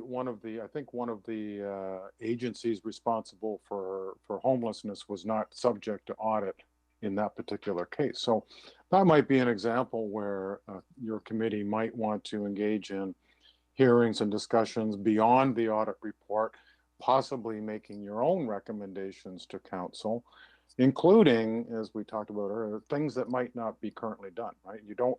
You wouldn't have the auditor questioning the merits of a policy, whether it's good or bad, but your committee can. That's something you could, having investigated a subject, you might want to make recommendations either to council or additional recommendations to management. So those are the two types of reports that are considered good practice. And again, they're both there to help, one with demonstrating oversight and the other is adding additional value beyond what the auditor has done. Thanks, John. We'll leave you with, you'll have the deck, and I just want to draw your attention in the deck to some asking effective questions, which is on slide 40 and slide 41 and 42, or sample questions that you might be interested in asking. Other orders of government have a bit of what I'm going to call an advantage over local and municipal governments because they can meet in private with the auditor, and that gives them the opportunity to ask detailed questions, ask questions that they might feel make them look silly in public that you might be embarrassed to ask. And I know in a lot of cities, municipalities, and local governments, you're not able to have that private meeting. If you are able to, I encourage it. And I also encourage you just to ask the silly questions. It can even come down to, what does that acronym mean? Because if you're thinking it, other people are probably thinking it. So get out there and ask it. Your public is probably thinking it as well. And I say that that's worth asking. Richard, I see your hand up, and then I know we are at the end of our allotted time. I'm okay to stay on for any questions, if the council prefers. And I don't know about John and Richard. I'm certainly free for a bit longer. If I try to interrupt, let's see, I just wanted to jump in with a key question I was taught early days of audit committee was ask the question, does the auditor have the resources to complete that audit? And sometimes they don't, and I'd rather find that out at the beginning of the exercise than at the end of it. Thanks. Thank you. We're also coming to our break, but I don't know if other council members have questions, but I have three questions. Maybe I can ask them now, then we can take a break if other council members don't have. I'll start with a simple one. This is to follow up on Councillor Rutherford's question about, adding more what auditor has recommended as a committee, asking for more. Like in our city is a big organization, it's a $3 billion budget, and there's 73 lines of business. So maybe just maybe one thing that we could do and ask, if a particular branch is being audited and there are certain recommendations that might be applicable to other areas of the business, right? Then we asking administration to look at that recommendation being applicable to other areas and then reporting back on that. Is that something that something you were suggesting that we could potentially do as a committee?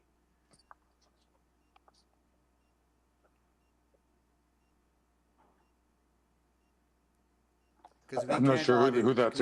Our auditor can't audit every branch of the city or every line of business in the city. No, I'm not sure who the question was directed to, but absolutely, I think that's a great comment. And think of some activities are common to a number of business functions, like procurement, for example. If you looked at procurement in one branch and there was a real problem with the compliance with policy or even the policy itself, then that might want you to, cause you to look at procurements in other parts of the city as well. So I think that's a really good point. Performance reporting, performance measures, another example. And the second one is more related to the culture. Like, how do we create culture within the organizations?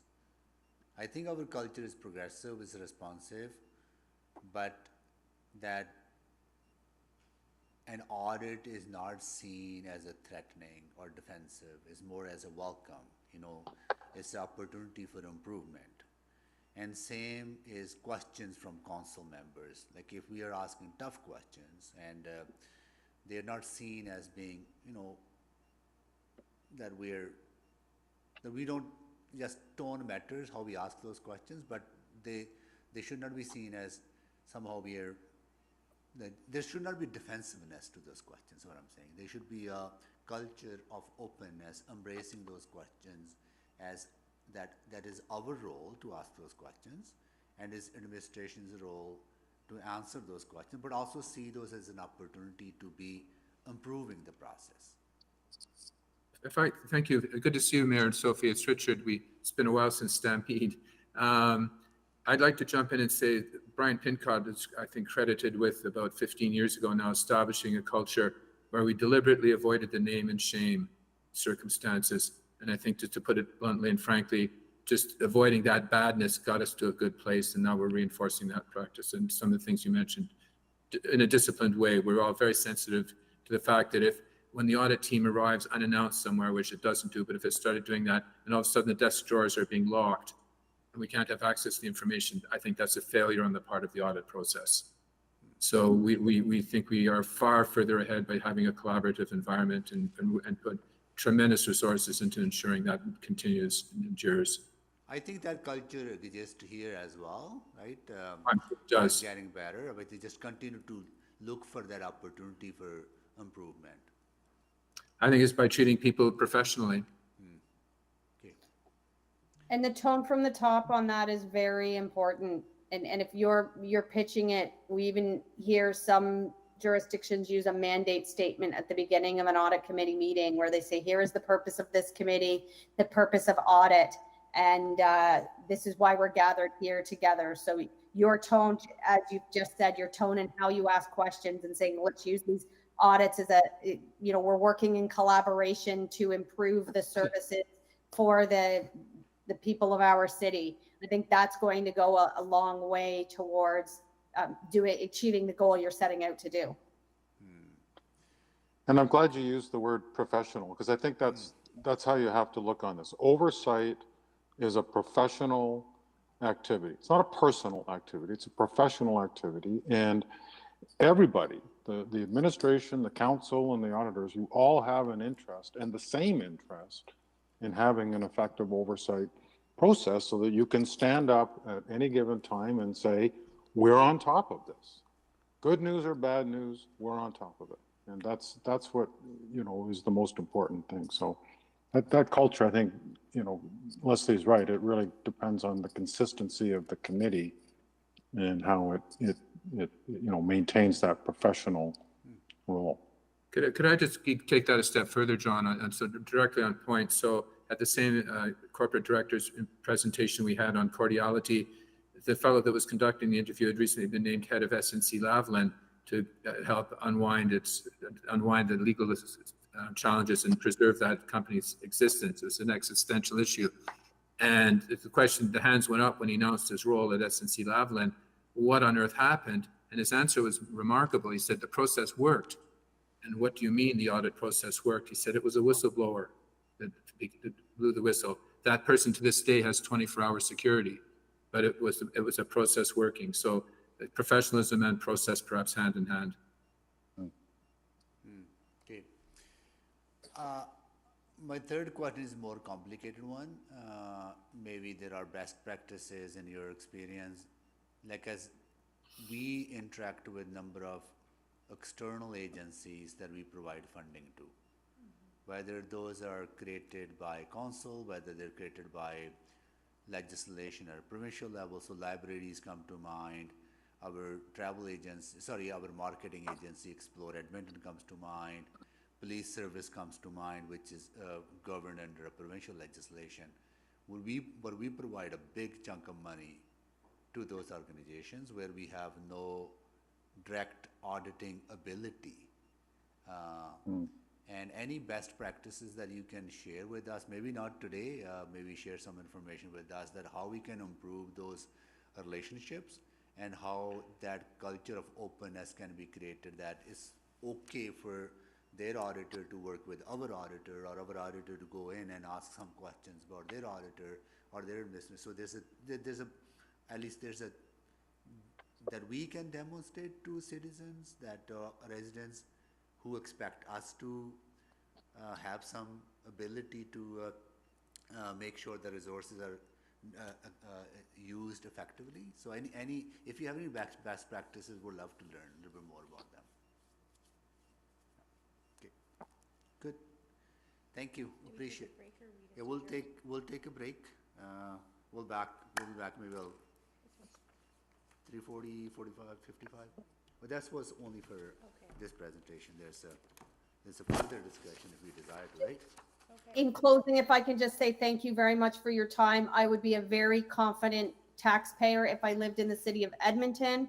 My son, who is an Oilers fan, would be very happy if we lived there, but you are asking fantastic questions and you seem to be on the right track. I know with Ho as your auditor that you're in great hands. So if there's anything we can do for you, you have any more questions, please reach out to us and we will circle back to you with some answers on that, Mayor. If I may interject, Leslie, I don't think this is the end of the workshop unless there's no more questions. I think are we taking a break? I just need, we're taking a break and we're gonna come back and there may be more questions for the delegation from the CAF. Okay, Oh, so okay. here All in right. 15 minutes then. So how long is the break, sorry? 15 minutes. 15 minutes, okay. Okay, Are you Okay. willing to, are you able to stay? Yeah, Okay. I can. Yes. Okay, good. We'll be back in 15 minutes. You have more questions. Okay. Be prepared. all right, okay. Thank you.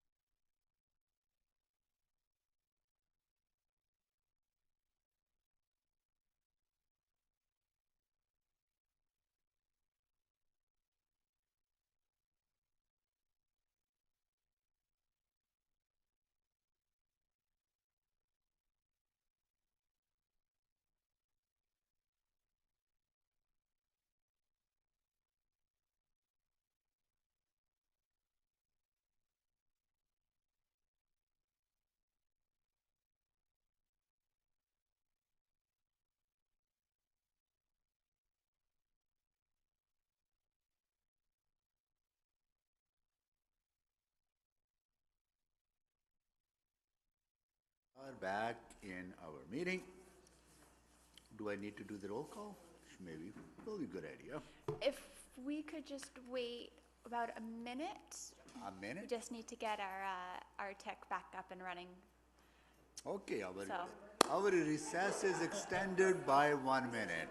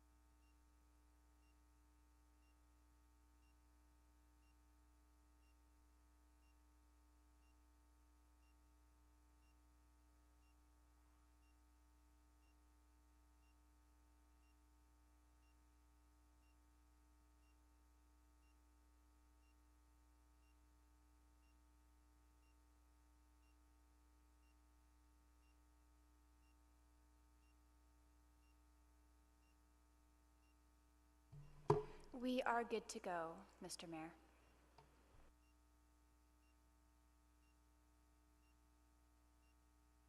Okay, would like to call this meeting back to order. Do a roll call. Councillor Wright, Good afternoon. Councillor Mack, Good afternoon. Councillor Principe, Hello.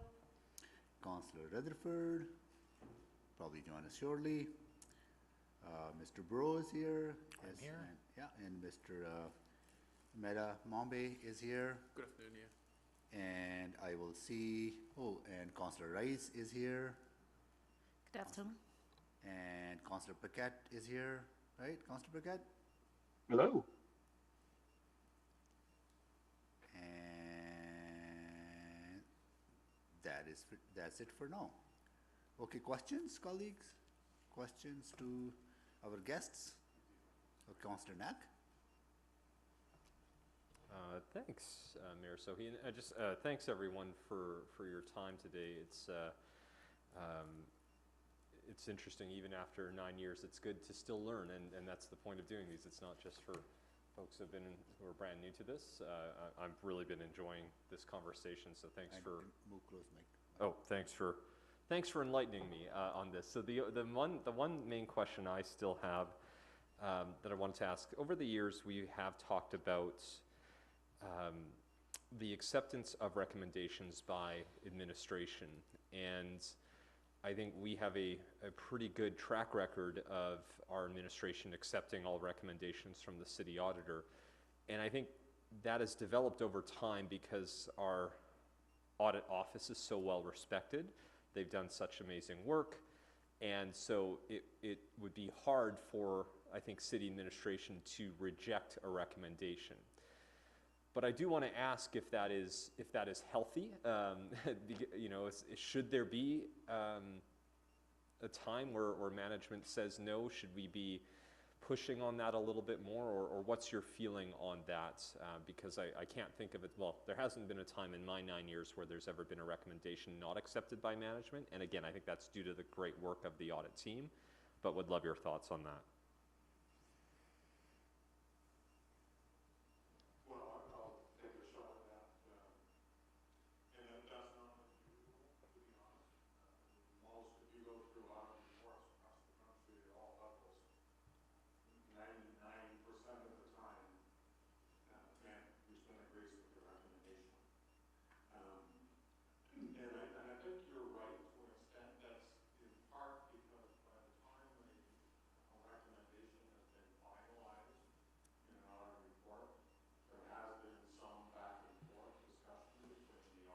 And the management. And it's not because auditors want to relinquish their responsibility for making recommendations, but they want to make sure that there's some reasonableness to, right? Like, you don't want to ask them to do something that can't be done, but on the other hand, you don't just want to acquiesce and make it easy. So there is a back and forth a little bit on recommendations. And so it's not surprising that there's agreement there. And I would say certainly at the federal and provincial level, because remember, this is all very public, right? You've got an audit report, and if there is a blatant disagreement from the management to a recommendation, then that is likely going to be a lightning rod that attracts attention, and there will probably be hearings, and there will probably be, you know, all kinds of back and forth. Well, why don't you agree with the auditor? And once in a while that has to happen. That conversation has to happen, I think. But most of the time, you know, I think that there are ways that the auditor can make recommendations that still points the organization in the right direction, but still lets management manage. And as Mr. Quach said, you can't take responsibility as the auditor. You're pushing them in the direction. You don't want to be too prescriptive. So I honestly, I wouldn't read that much into it. I mean, the fact that they agree, I would kind of say, so what? Of course you should agree. Now, the real question is, prove it. Prove it that you agree by implementing over a period of time and reporting back to you as the audit committee that they've implemented the recommendation and fixed the problem. That's great. Thank you. Only other question I have ties a little bit back to what Councillor Rutherford was talking about earlier, and you know, based on this conversation today, it does feel like we are missing one piece to the puzzle. So we have this follow-up report, which is provided at every audit committee meeting now, that shows the status of our recommendations. That's been in place since 2015 now, which is great to see. But being able to again see that final piece afterwards. So I'm just trying to get a sense more from what does that report look like? You know, is it sort of attached to a follow-up report where there is an opportunity for administration to clearly state how they have implemented the audits? Is it, you know, every couple of months you do a separate meeting specific on those audit recommendations that have quote unquote been completed, but with a chance to ask? So I just don't know from an agenda creation piece. I'm wondering if there's any practical advice you have on that, because I think that was really good feedback you gave, and I know Councillor Rutherford's been working on it closely for some time.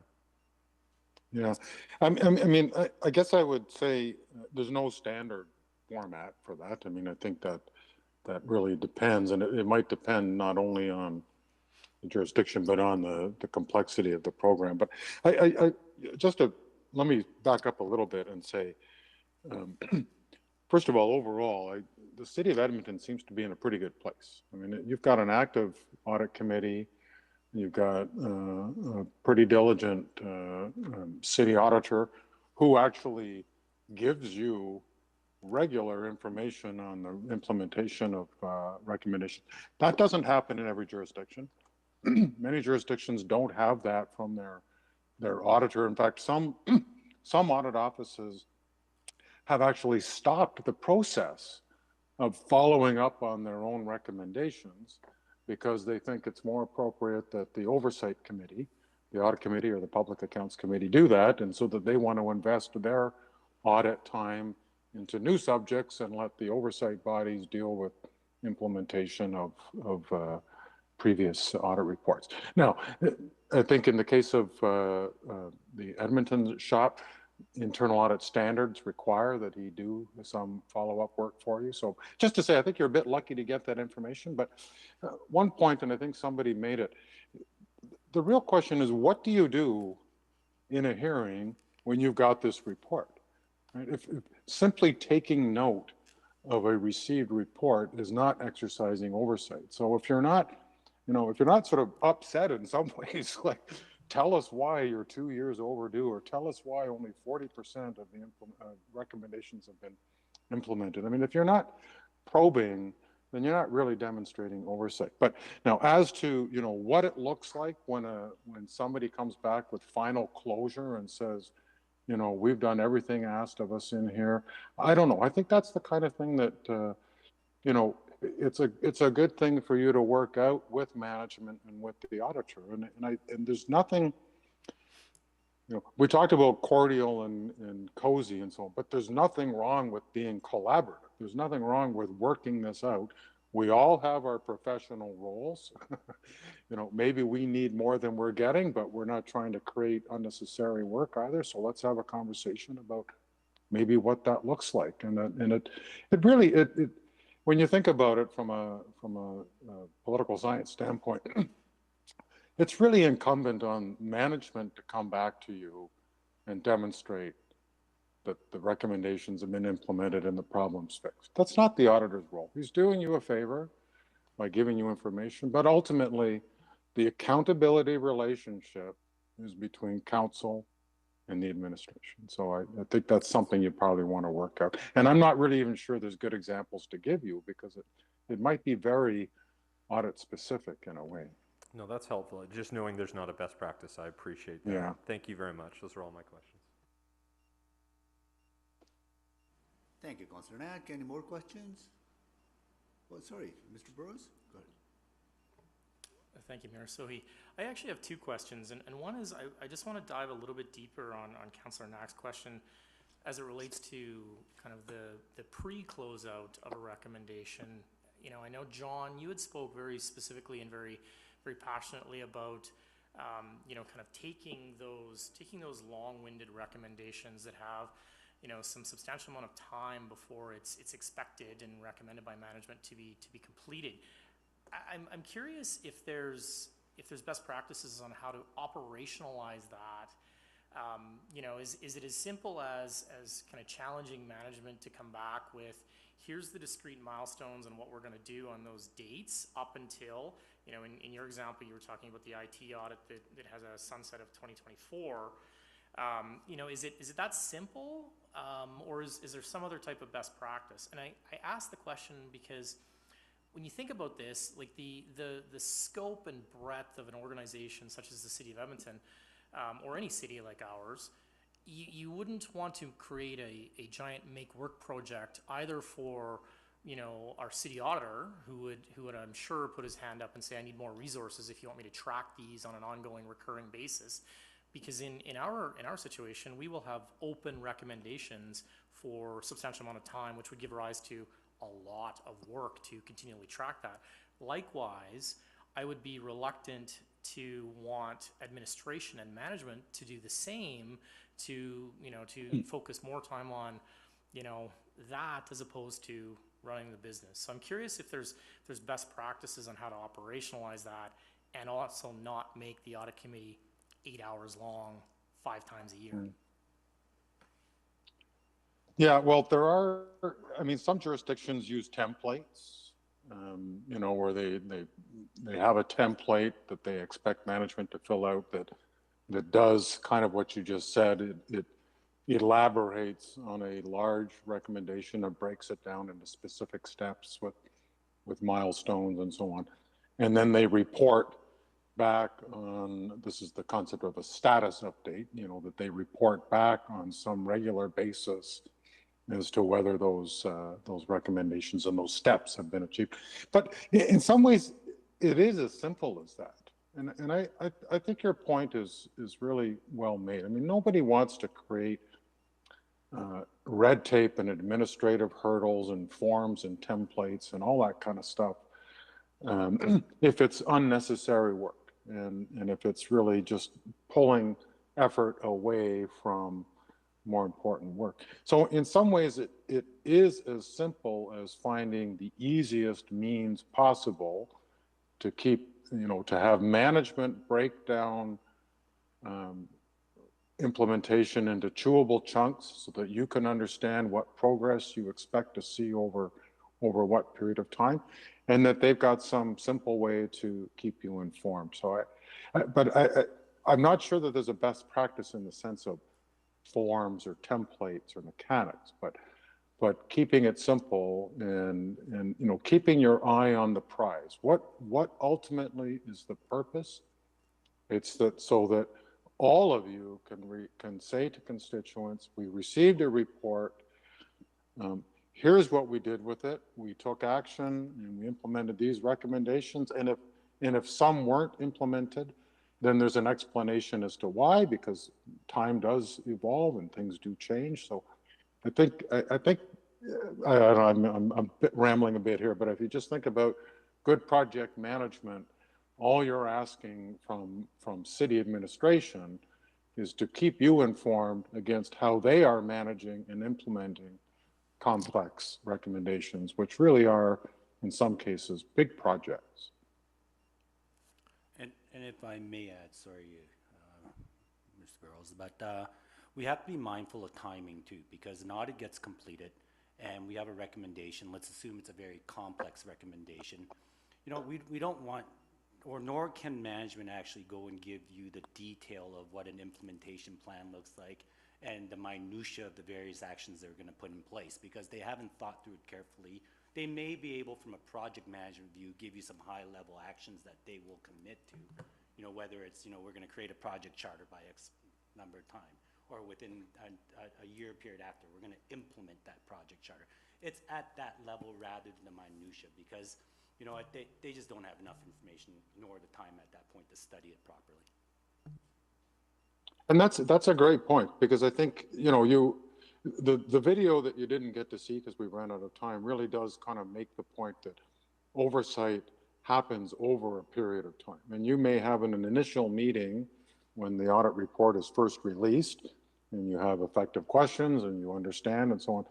But you might, you know, say to management, okay, come back to us in 3 months or 2 months. Not with your detail, but when you've had a chance to think through some of the major milestones, come back to us and let's use that as the basis for monitoring progress in the future. So I think it's a good point that Ho makes, that it's not always at the beginning, and it's certainly not always one point in time.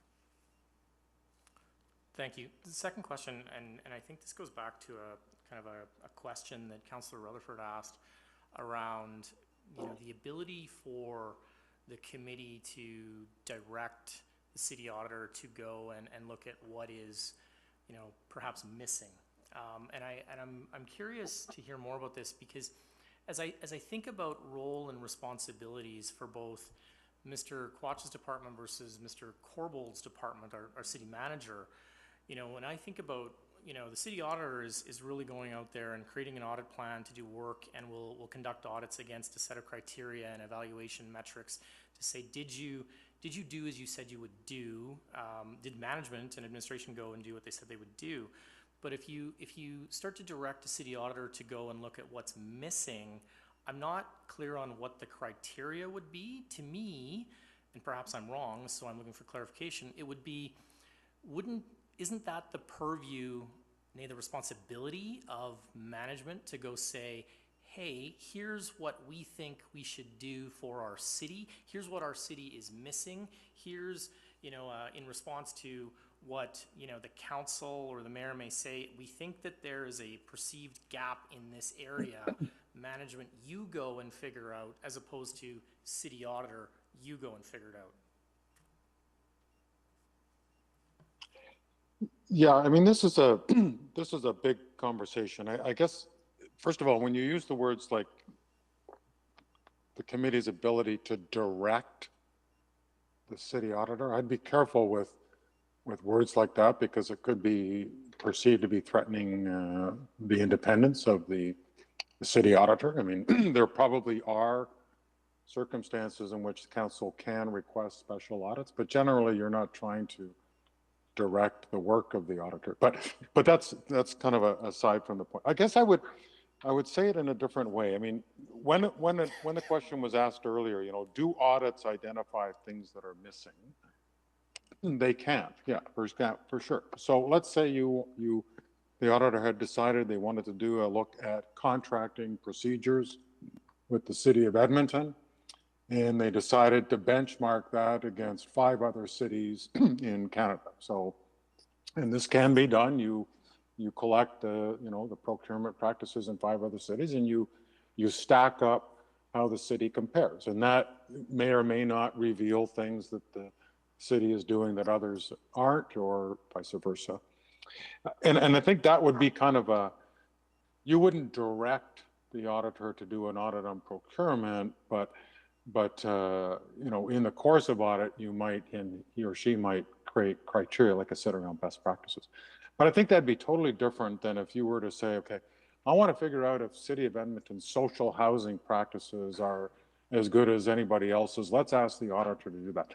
I don't think that's really amenable to audit, you know, because audit has to have clear criteria. You have to have the basis in the first place for the auditor to assess the condition against. So I think it'd be pretty difficult. And Ho, I'd be really interested on your thoughts on this, because I know, you know, independence is very jealously guarded, but and auditors don't comment on merits of policy, and gaps in policy could be considered you know, a measure of the merit of a policy. But this is a tricky area, and Ho, I'd be, you know, curious as to your thoughts on some of this. So I heard two distinct topics in the question. The one is really whether the auditor gets involved in policy making, and the answer is no. We will audit how administration is implementing that policy. Now, indirectly, an auditor can, quote unquote, speak to policy because let's say it's a flawed policy, but administration hasn't gone and evaluated whether it can implement that policy well, or it has implemented it and it hasn't been as successful as it should be. That's incumbent upon administration to have that evaluation progress to assess whether the outcomes and results are being achieved in that program. So in a way, you're coming back to, you know what, great policy at the beginning, great ideas and thoughts, but ultimately its implementation might not be doable, if you will, whether for whatever factors. The other question is more around taking on management's responsibility. So when we say, you know, can the auditor, you know, direct administration that, you know, implement a specific type of programming in there, I would argue no, only because that would be management's responsibility on how. Where the auditor can speak to that idea is, I'm going to use an example. I was actually jotting down the notes, and again, I have no preference about bike lanes. I know they're absolute, you know, they're very controversial, but let's just use that as an example. One process one would expect in any administration, in any city, if they implement bike lanes, is to evaluate the use and the effectiveness of bike lanes. Now, if management were to go in and do that analysis and they find out a certain stretch in the city has zero use, the auditor will come in and be able to get some evidence to say, look, that stretch is not used, but management hasn't done that analysis. And by way, if management would have done that analysis, they might have removed a particular stretch. Or if management did do its thorough analysis, they might have selected a particular stretch that would be more beneficial to a citizen of any particular municipality. So in a way, I'm kind of dancing around the idea that we can lead you there, but it's the underlying processes that the auditor assesses and says, are those processes designed well to help make an informed decision? I danced a bit, but I think kind of that's, it's a little bit convoluted because you can get into certain, you know, management responsibilities in policy-making world as well. Okay, thank you so much. Any more questions? Go ahead, Mr. Madam. Yeah. Thank you, Mr. Mayor. This is a question for Mr. Reid. You know, just coming back to the types of audits and auditors slide. I want to understand from your experience if you have seen any opportunities, you know, for internal auditors work to be leveraged by external auditors. I mean, understanding the clear distinctions between the roles and responsibilities for the two. Yeah, well, I mean, it doesn't, at the federal level, you typically have both types of audits. You have auditors general and you have internal auditors, and at the provincial level, in most provinces, that's true as well. So they're always, and even within the federal government, you have the Federal Office of the Auditor General, and you also have internal audit departments inside federal departments. So to your point, yes, often there are discussions, can the Auditor General rely on the work of internal auditors in the carrying out of their responsibilities? And the answer is yes. But in the case of the city, I mean, you only have one audit function, and even though it's you have your private sector firm doing your financial statement audits, but the performance audits, the value for money audits are really done only by the city auditor. So really, he doesn't have anybody else to rely on. And maybe I haven't quite understood the question, but I think in your jurisdiction, there's only the one auditor. But maybe I didn't understand the question well. Yeah, and I could follow up. Thank you for your response. I could follow up by asking the city auditor directly if at all there is any collaboration that occurs between your office and KPMG. Absolutely. We meet regularly with KPMG for two purposes. Number one, to reduce audit fatigue on administration. We don't want to be going in there doing the same thing twice.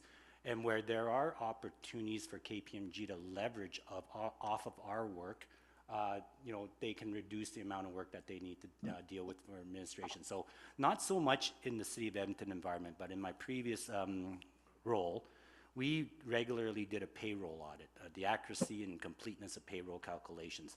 That ties directly into the financial statement work that the external auditor needed to do, and they relied on our work. They took our working papers, relied on it, confirmed it and verified it that it was done properly, and they leveraged it in their report. Thank you for your response.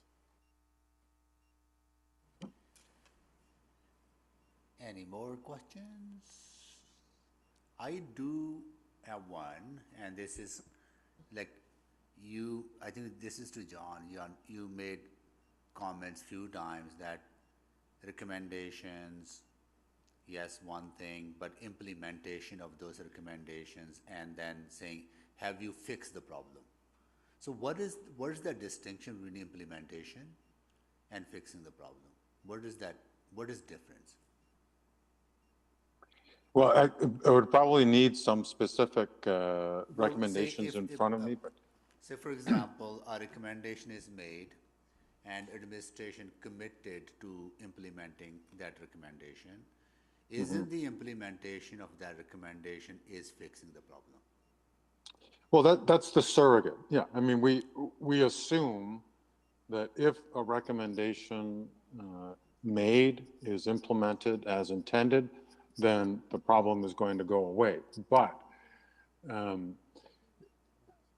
there is quite an art around crafting of recommendations. And sometimes they're crafted at a more general level that gives management the latitude to implement as they see fit. So, yeah, I take your point. They should be the same, but they're simply not always the same. They're not always the same thing. So it's worthwhile asking that question, whether the problem is fixed or not. Yeah, it is. Okay, yeah. If I may supplement this well, Mayor, if you look at the homelessness audit, there were a couple of recommendations. One of them was to build out a plan to coordinate internal services. Now, is that ultimately going to fix homelessness on its own? Probably tough in terms of causation. There might be some light correlation, but I think where audits have multiple recommendations, collectively they may contribute to helping towards solving a problem. But causation generally is pretty tough. Administration can have some of the best processes in the world and implemented a great plan, had great measures and stuff, yet homelessness will still be a potential problem, right? So it's really tough to get to that result, but I think recommendations will resolve certain challenges. So if you build a plan for homelessness. It's actually about coordinating activities and allocating limited resources where they're most impactful. Thank you. Councillor Rutherford? Yeah, I think I just want to pick up on that because I guess what would be the best course of action for an audit committee when, let's say, the administration has said, yes, we've implemented all of the actions in the audit, and we have heard from constituents or feel that something has not lived up to that, addressing that problem. And the one I was just talking with my colleague here about is and I know Councillor Knack will probably back me up on this, is the middle management one. Because, and we've said, like according to the audit, it's been achieved. But we actually haven't had any report back on what that has been done and how that has solved that middle management problem. So I guess, like, what would be next steps? So when we notice those tensions, what is an audit committee's sort of next steps to hold management accountable as a best practice? Well, I'm not sure I can answer that very easily because I don't know the details here, but let me just make a distinction between, or add to this conversation. You have the Auditor General, your city auditor rather, who is giving you reports on implementation of recommendations, and to a certain extent that information is coming from management and then validated by the city auditor. That's a little different than the concept of a follow-up audit, which actually is a re-audit of the same subject matter. And putting aside for the moment, whether the city auditor would determine it important enough to do a re-audit, that is a conversation you could have, because it's only when you go back and re-audit the subject matter with the same standards and evidentiary burden that's required that you can actually determine whether the original problems have now been eliminated or not. So it might be a weapon in your arsenal to discuss with the city auditor, but that's different than just a follow-up on recommendations. This is a full-on follow-up audit.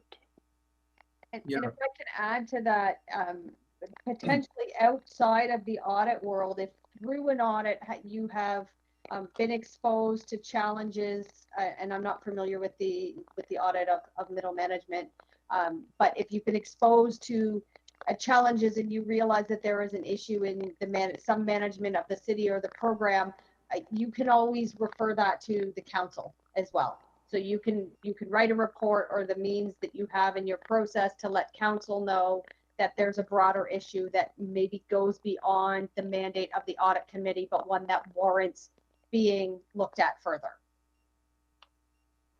Okay, yeah, and I shouldn't have given that. I was trying to give an example to help illustrate this, but the idea is when, as Mayor Sohi said, I don't see implementation and problem resolution as necessarily the same thing, right?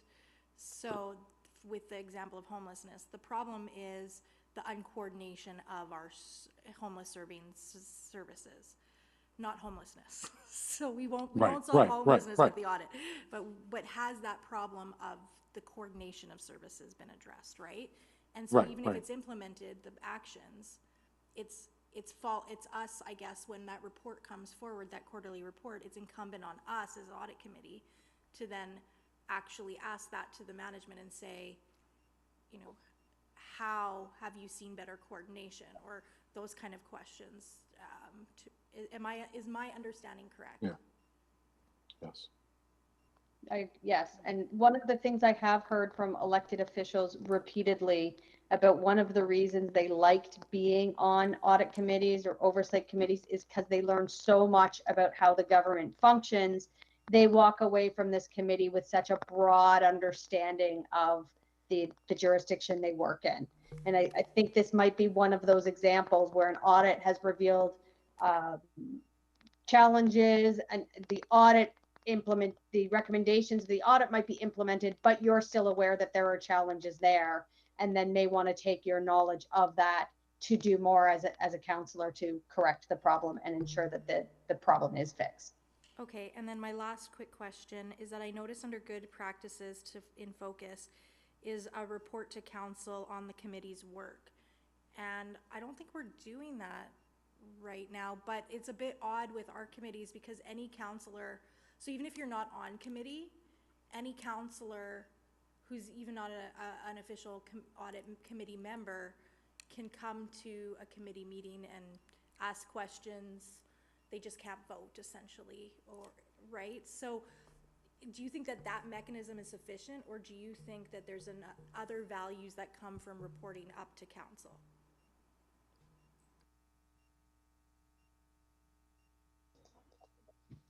I would say there's other values that come to reporting up to council, in case there are counselors there who weren't able to make that committee meeting.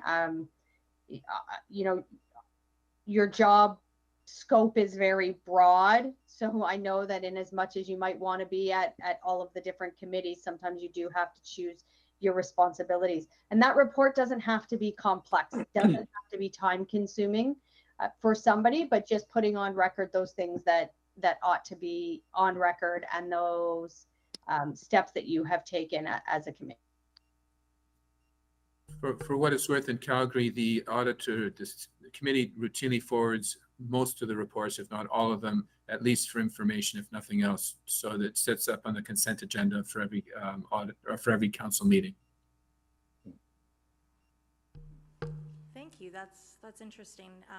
Aileen, did you have anything you wanted to add?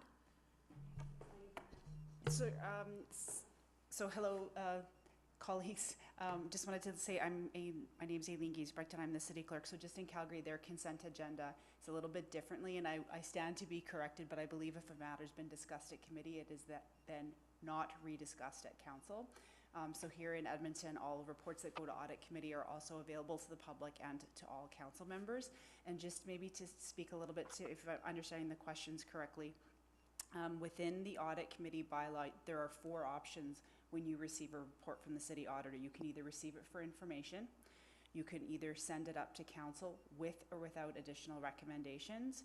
You can request additional information before you send it up if you want, or you can make any other decisions delegated to committee by council, but it has to be within the spirit of the bylaw. So you really can send it up with or without recommendations, ask for information, or receive it for info. Yeah, that's a little bit right. A little bit that. It's also the fact, the problem, frankly, is councillors are starting to pull about half the items on consent agenda. So from the elaborate committee system we both enjoy, there's sometimes as many as 20 or 30 different consent items. It's now lately, the last meeting, 12 of those reports were pulled from the consent agenda for discussion. So we're not very disciplined. Yeah, no, and I was saying, just even for me, one of the other intrinsic values is as enthralled with audit committee as I am personally, and you know, bouncing off, I think Councillor Knack is also just as enthralled. The general public doesn't pay attention as much to committees as they do council. So is there value even in that reporting from a public transparency perspective? I don't know, but like, and I don't think, again, it needs to be sending up the reports, but if it's like literally report from committee and it's like, these are the things that were discussed, these are the actions that are taken, I think there might be value there, so. Personally, I also look at is it an opportunity to recruit? I'm in perpetual recruitment mode for the audit committee. And because of the fact that it doesn't receive a lot of media attention, it's not considered by some councillors to be worthy of time. So by putting forward all the work that's done, we have this fond hope that sometimes the person will be attracted to actually serving on the committee. Anyway, that's it. That's all my questions. Thank you very much. Councillor Wright? Sorry. Councillor Wright? Hi. I think there's more interest generated at committee meetings because that's where the people come to speak, and that's where we get into some really good discussions. And but that's just my thought. Thank you. Anyone else? Councillor, I don't see the names here, so Okay. I don't see anyone else. Councillor Rice? Good. Yeah. It doesn't work. Right now it works right now. I just have one comment I would like to say and before the meeting, and this. I think the auditing work is so important for our city. And then I really appreciate my colleagues and put lots of effort into this committee, even though I'm not a member of this committee. Really looking for that reports and from community, and then like my colleague Councillor Rutherford talk about the transparency and about how we can implement the recommendation there, and from accountability piece as well, and really improve our decision-making process. I think that piece I looking forward to more, and then we could do the great auditing work, and then we could have some recommendations and from public reports everybody can see.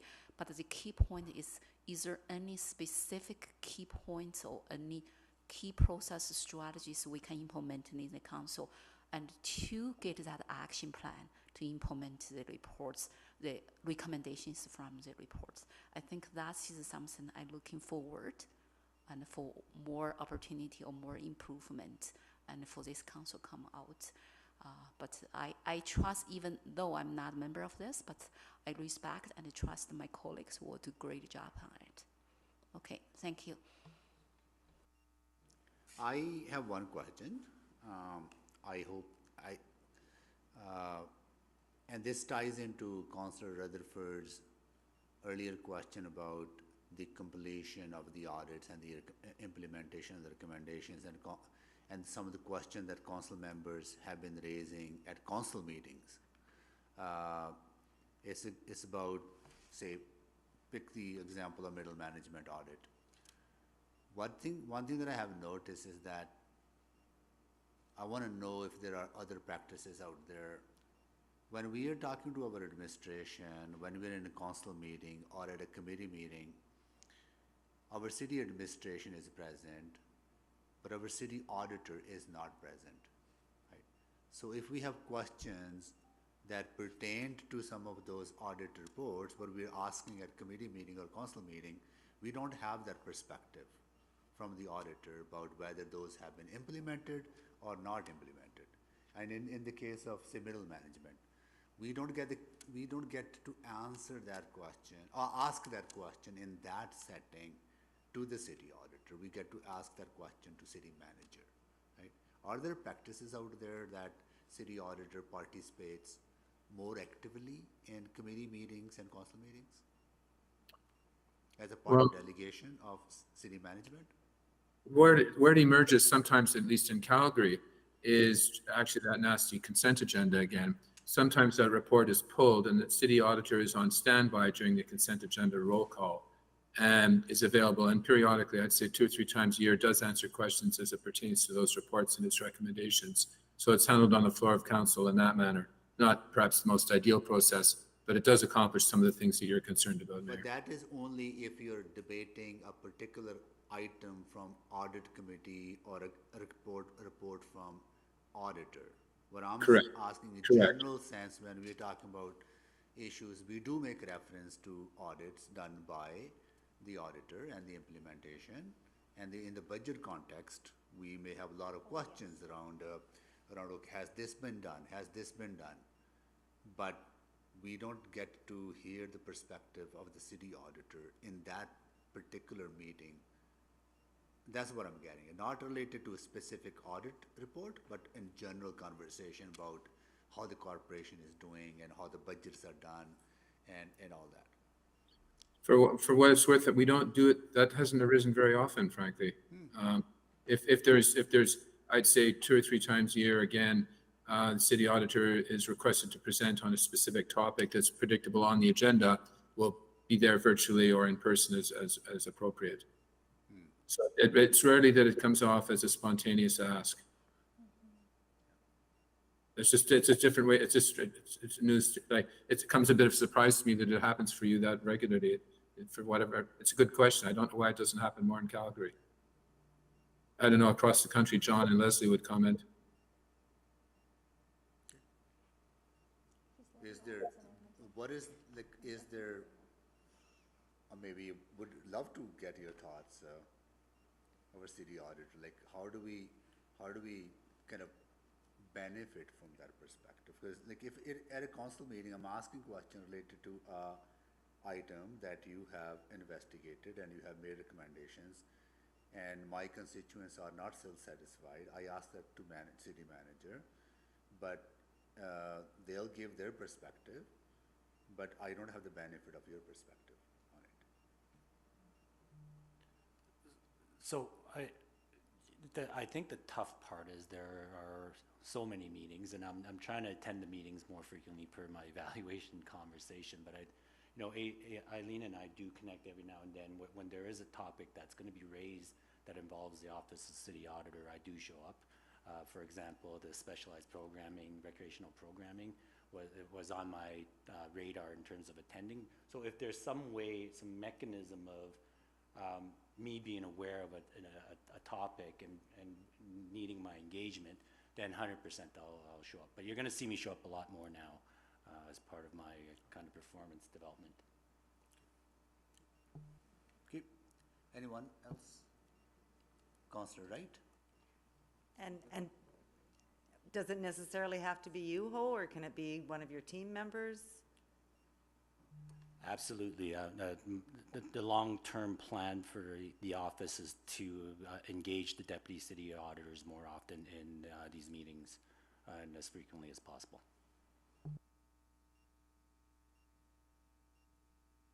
Okay, I'm sorry, Mr. Mama. Thank you, Mr. Mayor. Just a question back for the Calgary chair. I want to understand. Can you move close to the mic if you don't mind? Yeah, I want to understand what processes you have in place from your end to ensure audit committee effectiveness, and if so, if these are widely used practices, given that I don't necessarily seem to come across specific guidance on it when I read the good practice material.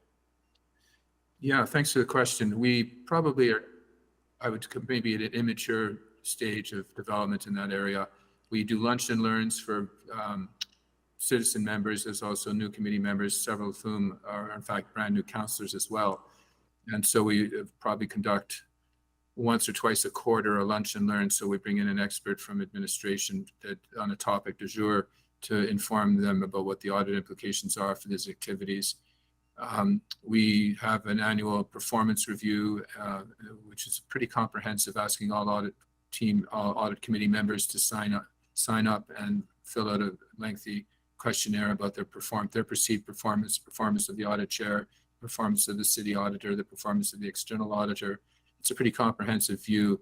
I rely on that, as does our executive assistant, and frankly, some members of council on the committee as well, to judge how we're performing.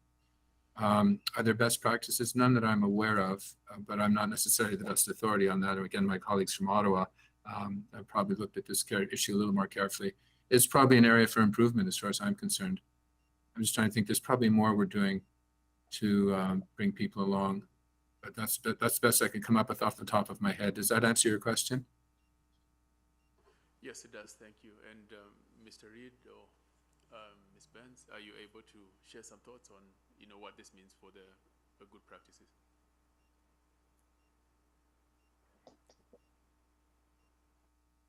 I think Richard's examples were excellent. And was your question specific to good practices for the population, or good practices for the procedure of the committee?